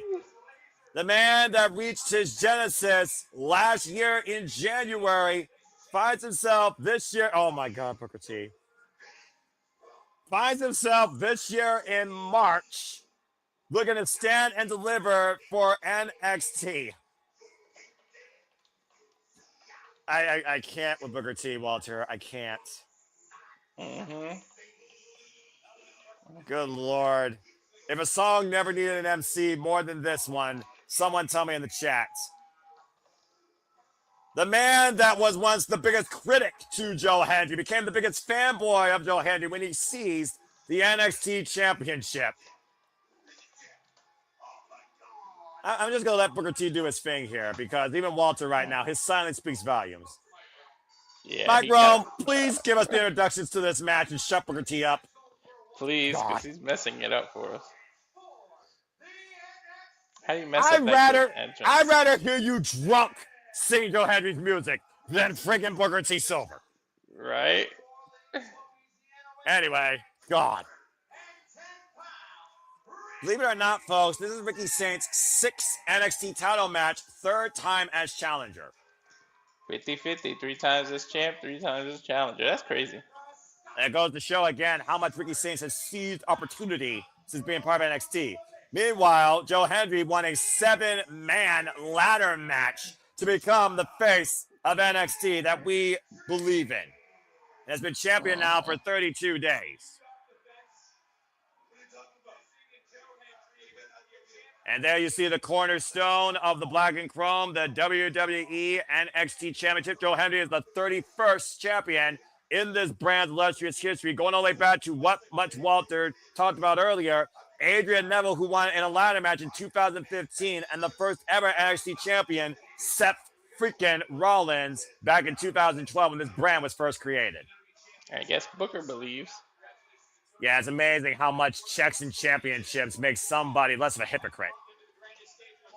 And tonight we'll see Joe Hendry try to make Ricky Saints a believer or an example that he is much more than a social media influencer, a meme. He is a champ. Oh, no! And Joe Hendry right now tied up in the ring ropes. That's a great way to break an ankle, as we know, Walter, because those are steel cables. Hell yeah. And his boot is just caught in there. And referee able to free Joe Hendry, risking certain permanent damage there, suspended into the second and bottom ring ropes upside down. There you go, see the NXT Championship on that podium. As Ricky Saints, of course, goes after Joe Hendry here. And I can't blame Ricky Saints for this. You see a vulnerability in your opponent, you go after it. We know that shadows only come so often. Hey, Kelani just tried the same thing. Look how much it did her. Yeah, even with the compromised hand, that bone-on-bone impact still knocked Kelani Jordan the fuck out. But I will say this, Kelani Jordan, commendable effort adding her adaptation of gymnastics to the underground. Hey, man, that was a good match. That was a fight, dude. That wasn't a match, remember? Yeah, you can't call it a match. Why everything's felt like a fight tonight, that was legitimately a fight. And this is a championship match right here. Big shoulder block there. Ricky Saints standing in the corner. Joe Hendry trying to light up Ricky Saints like Times Square. Knife edge chop. Of course, Ricky Saints, as I talked about, came into NXT last year, literally in February. As both these men are looking to stand and deliver, April the 4th, much like Jesse Jane right now is looking to stand and deliver, still as NXT Women's Champion. And Joe Hendry right now has relied on the people so much to remind him exactly why we believe it's the people that carried him to WrestleMania. It's the people that carried him to the TNT World Champion. It's the people that carried him to become a WWE superstar and sign with NXT. A worldwide phenomenon in less than a year after 15 years of hard work. That is the Joe Hendry story. And from Scotland, literally all the places he names in his song, he pretty much fought in some organization. ICW, OTT, Impact Wrestling, you name it, he's been there. You're absolutely correct. Stalling vertical drop by 250 pounds of pure elevation. Here's the cover, hook on the far leg with a back press and a 2 count for Joe Hendry. Take a look at the replay here. Again, the strength of Joe Hendry. That's motivation right there. People say they get over, they jump on the bandwagon, they think like he's new. He's been doing this for so long, man. You just started hearing about him recently. We knew about him from ICW. Oh, I knew about him from the Drew Galloway freaking rivalry. Cover That's when I first two. heard about Joe Hendry. Hell, Joe Hendry was here representing as a lawyer extra for Rusev. Mm-hmm. And that was his first out of nowhere WWE extra work, WWE blank work. And he wasn't even meant for that role. Yeah, it was supposed to be someone else. That's right. As Ricky Saints believes everything that Joe Hendry's got has been only handed to him, given to him. The system favors him. And right now, Ricky Saints is going to learn the hard way. Everything Joe Hendry has gotten, he has earned and deserved. You can believe that. Joe Hendry fired up. You have to swing a net breaker going into the corner. Ricky Saints, though, able to get the side boot up. Turns Joe Hendry around. Now hooking Joe Hendry. Possibly for a tornado DDT, or maybe grabbing the wrist and looking to go new school across the roads with the NXT champion. Walking a tightrope between destiny and destruction here, Walter. And oh! That's the line he walks between confidence and cockiness. And it absolutely bit him where the sun don't shine in the uprights. If Ricky Saints is going to prove a point to himself versus Joe Hendry, he cannot take Joe Hendry lightly. Oh, throat first and into the steel ring steps. And we wonder about the strategy of Ricky Saints here, Walter, and now we're starting to see it. Yeah. Remember, you know what? His ankle man. getting caught in the ropes just provided him with opportunity, man. Cover, hook on that leg to your point, gets a 2 count. But also think about this. The steps have been the story of so many matches tonight. Joe Hendry uses that right arm to hoist the opponent up for that standing ovation choke slam. If Joe Hendry doesn't have the strength in that right arm, he can't do that. And right now, Ricky Saints in the driver's seat and Joe Hendry on the canvas. And right now, Joe Hendry needs to find leverage and a comeback here. Swinging net breaker right now as Ricky Saints works the head and neck of Joe Hendry, obviously for that Rochambeau. Running side kick applied. Here's the cover. Hook on the far leg. Side press gets a 2 count. As Ricky Saints looks to be the main event, the marquee, the talking point of Stand and Deliver. Again, folks, Stand and Deliver, NXT's greatest stage, Saturday, April 4th. For the first time ever, it is not part of WrestleMania week. It will stand on its own. Doing chants right now for Ricky Saints, who has his own believers here in the NXT faithful. Of course, Joe Hendry has an entire world of motivation behind him. Big headbutt there by the NXT champion. And again, taken down with a big elbow. A big shot right there that literally disorientated the NXT champion. And of course, Ricky Saints has been nothing but an instigator and a complainer since being part of NXT, figuring that he has always been what NXT needed. Face first in the top turnbuckle goes Joe Hendry. And much like Ethan Page's meteoric rise in NXT, Walter, Ricky Saints was obviously looking for a similar wave of momentum. And it didn't really work out that well for him at the early start. And right now, Ricky Saints driving his boot through the throat of Joe Hendry. Again, driving Joe Hendry to the outside. As of course, Walter works 20% after 65. Multiple jobs as always, folks. Mr. Reliable, the hardest working man not named JJ here. Part of our family. And of course, you all are also part of our family. Driving the passion forward to persist for all the coverages, for all the biggest shows across all of famed wrestling, as we cover this match for the NXT Championship. And right now, Ricky Saints mocking Joe Hendry, being back inside the ring. And this is one of the things about Joe Hendry's opponents. They like to mock the song. They like to mock the meme. They like to mock the posing. They like to take Joe Hendry lightly. And that has literally been one of the biggest strengths to Joe Hendry's uprising. Backdrop suplex, kick out at 2 by Joe Hendry. Joe Hendry's been taken lightly his entire career and has made believers out of so many workers and fans alike his illustrious career. And right now, the Irish Whip reverse. So again, this crowd's been red hot tonight here for NXT. The shoulder block to Joe Hendry. Ricky Saints up and over. Slingshot, schoolboy, roll up the cover for a new champion. Kick out at 2 by Joe Hendry. Oh, big right hand.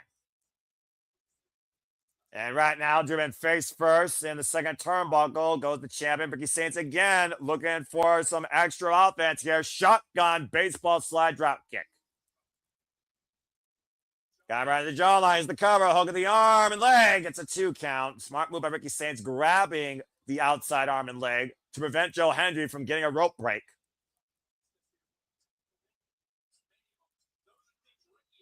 And of course, Ricky Saints believes that everything Joe Hendry has gotten, he's the one that should have been there. He should have been the one at Royal Rumble. He should have been the one at WrestleMania.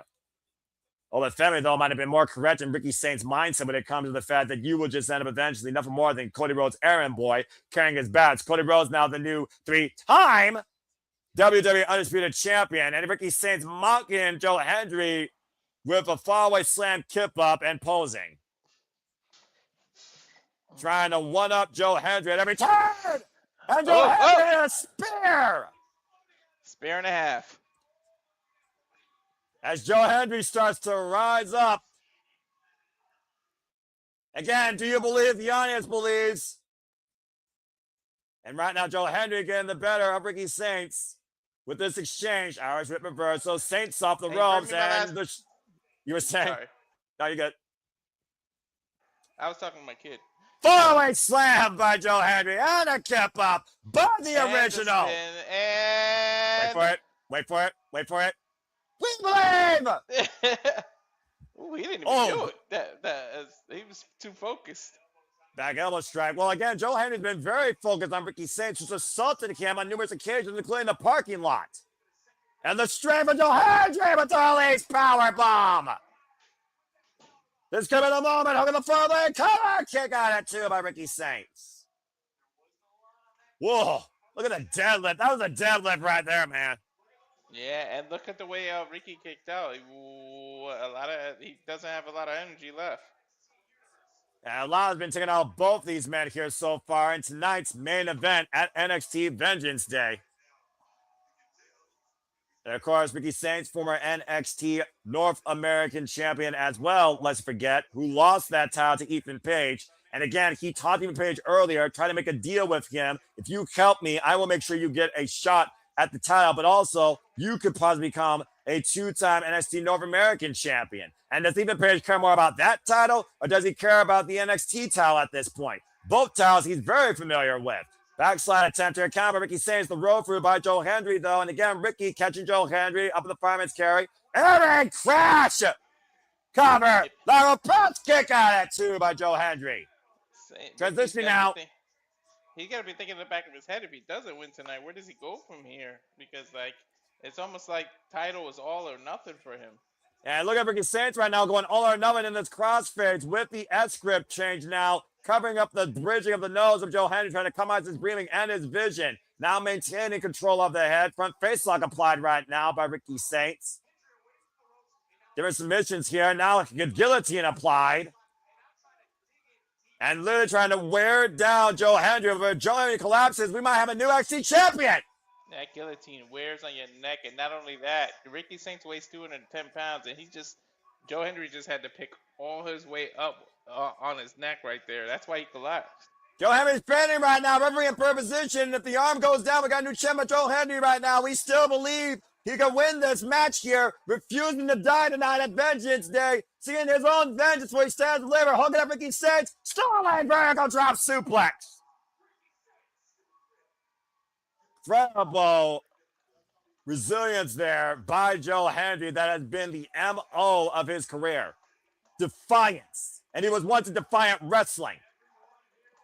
The believers are out in full force here tonight, and Ricky Saints again does not believe that Joe Hendry is what NXT needs. Looking for the Royal Shambo. Joe Hendry escapes. Now Joe Hendry poisons up Ricky Saints up in the fireman's carry. Ricky Saints able to escape, catching him with a super kick. Right flush. And now, up the second, boots up. You were saying, Walter? Okay. He landed too close to the ropes, but he didn't go for a cover. And what Joe Hendry going to defy driver. No, he doesn't enter the judgment. Sean John Cena kick out two. That's the third time we've seen him do that. Like a shout out to Cena. Big move by Joe Hendry. Shout out to the GOAT that nearly allowed him to win this big match tonight. Hey, he retired. Someone's got to take that move over, right? I suppose. For the longest time, people were wondering what would happen if we saw Joe Hendry versus John Cena. Ricky Saints now the top rope got caught in an uppercut, though. Joe Hendry, student disciplined by the game. And to your point, Drew McIntyre believes in Joe Hendry, former undisputed WWE champion. And right now, Joe Hendry, avalanche fall leg slam. Kick up? No, he didn't even kick up. He just went for the cover. And really smart move, but Ricky Saints able to kick out. You forget about, again, how much it's taken out both men. The strength that must have been taken out Joe Hendry in doing that move. The momentum, the force of going out there. You land on your own back and neck when you do that. So that some move, you just got to be the risk of it, because you literally are hurting yourself when you do certain moves. Sometimes you got to put your own body on the line for what you believe in, Walter. Looking for a standing ovation. Ricky Saints throw the roll through. Hook, blaze, hook. Crossplay cover. Kick out two by Joe Hendry. Great scouting. Oh, and a jumping knee. Right into the jawline. I see what you did there. The Hammerlock DDT connects in the cover. Future shock applied. Kick out at two. And there you see all Eagle Ethan Page coming out to ringside, eyeing the NXT title. You gotta think, is it easier for him to win it off of Joe Hendry or from Ricky? Let's also keep in mind, Ethan Page won it in the quickest time possible in NXT history. And right now, Ethan Page looking at literally what started his NXT career. Schoolboy roll up by Joe Hendry, though. 2 count on Ricky Saints. And right now, neither of these men can focus even on the outside. Dust underneath the clothes on Ricky Saints. Spear! Woo! That was huge right there. And Ethan driving the title to Joe Hendry. Huh? What the fuck just happened? I told you, Henry. I asked you if Ricky can actually trust him. But if Joe Hendry knows he can't use the championship and get disqualified, do you really want to win that way? I don't think he'll take a win like that. Well, the referee's trying to seize the championship and does so. Oh, and a low blow by Ricky Saints! Are you fucking kidding me? DDT! Not like this! A cover! A the leg! We got a kick out by Joe Hendry at 2. Yo, my heart sank for a second, Noah. You and me both! Talk about digging down deep! I thought the fix was in! And again, Ricky Saints right back on top of the champion. Joe Hendry, though, again, do you believe that Joe Hendry deserves to be the NXT champion? Ricky Saints, again, just driving his anger through Joe Hendry in the corner. Once again, Joe got Ricky Saints hooked. Look for stand elevation. Oh! Referee almost got bumped. And Ricky Saints again. No. Irish whip, reversal. Irish whip, reversal. Joe Hendry. Referee almost got bumped again. Ricky Saints, though, grabbing the shoulder. Oh, what the hell happened? I didn't see anything. What happened? My feed glitched. What the fuck happened there? And Joe Hendry got Ricky Saints. Look, it's a standing ovation. Joe Hendry in the cover. Joe Hendry is still NXT champion. There was something in my eye for a second, so I don't know how it happened, but go ahead, Joe. The bottom line, we believe that's what happened. Belief happened. Joe Hendry is still the face of NXT and will indeed stand and deliver in St. Louis. Despite the fact Ricky Saints thought he had a fix in with all Ethan Page as insurance, Joe Hendry still is NXT champion and finds his vengeance. Karma's a bitch, isn't it, Ricky Saints? Again, Ethan Page came out here and he slid the title to Joe Hendry, which I was confused to begin with, by the way. Mm-hmm. Maybe that was like a pre-discussed plan into the low blow. Use the low blow versus the title. Again, Walter, walk us through this. What the fuck happened here? It's a classic case of not letting the right hand know what the left hand is doing type thing. Well, again, for Joe Hendry, he didn't need any help. For Ricky Saints, he was desperate for help. Ricky Saints was desperate to get back what he believed was always his. And Ethan Page nearly helped him do that. But again, why did Ethan slide the championship to Joe Hendry? Was it meant to be that way, or did he have a different plan in mind? Either way, Ricky Saints on innovation found a low blow and was able to finally hit a tornado DDT, and we nearly had an absolute finish to a new NXT champion. Thank Christ, Joe Hendry kicked out. But Joe Hendry continued to fight through. The referee got bumped in and out, and then Joe Hendry somehow was able to catch Ricky Saints below the belt. Inadvertent contact, and Joe Hendry makes Ricky Saints eat karma to the audience, a standing ovation, and Joe Hendry allows us to believe that he is still NXT champion for a reason. Yeah. You gotta believe, huh? And I think Damn right. and Ricky are yelling at each other. Well, who do you blame more here, Ricky Saints or Ethan Page? I don't know, but Joe Hendry better be careful, because if these two actually get united, whew. Well, I don't know right now they're walking away with their tails between their legs, but I do know this. We all believe in Joe Hendry. Because once again, the power of belief carries Joe Hendry through, and tonight leads him to find his own vengeance against Ricky Saints. Vengeance Day comes to a close with vengeance carried out throughout the night, with Joe Hendry still NXT champion at the end of the night. And we thank you all for tuning into our coverage of this Vengeance Day. For Walter Cruz, I'm Noah Foster, and we will see you at the top of the 11 p.m. Eastern Standard Time hour for our interview with Kyle McKenna and the sad shenanigans to ensue. But until then, make a positive impact in life. Have a good night. Thanks for tuning in our coverage of NXT, and we will see you for shenanigans or the next time we cover another wrestling PLE. Walter, cut the fucking feed. I believe this show was absolutely tremendous for the most part. For the most part. And we believe! At least one Scott person still has the title. Oops. Don't.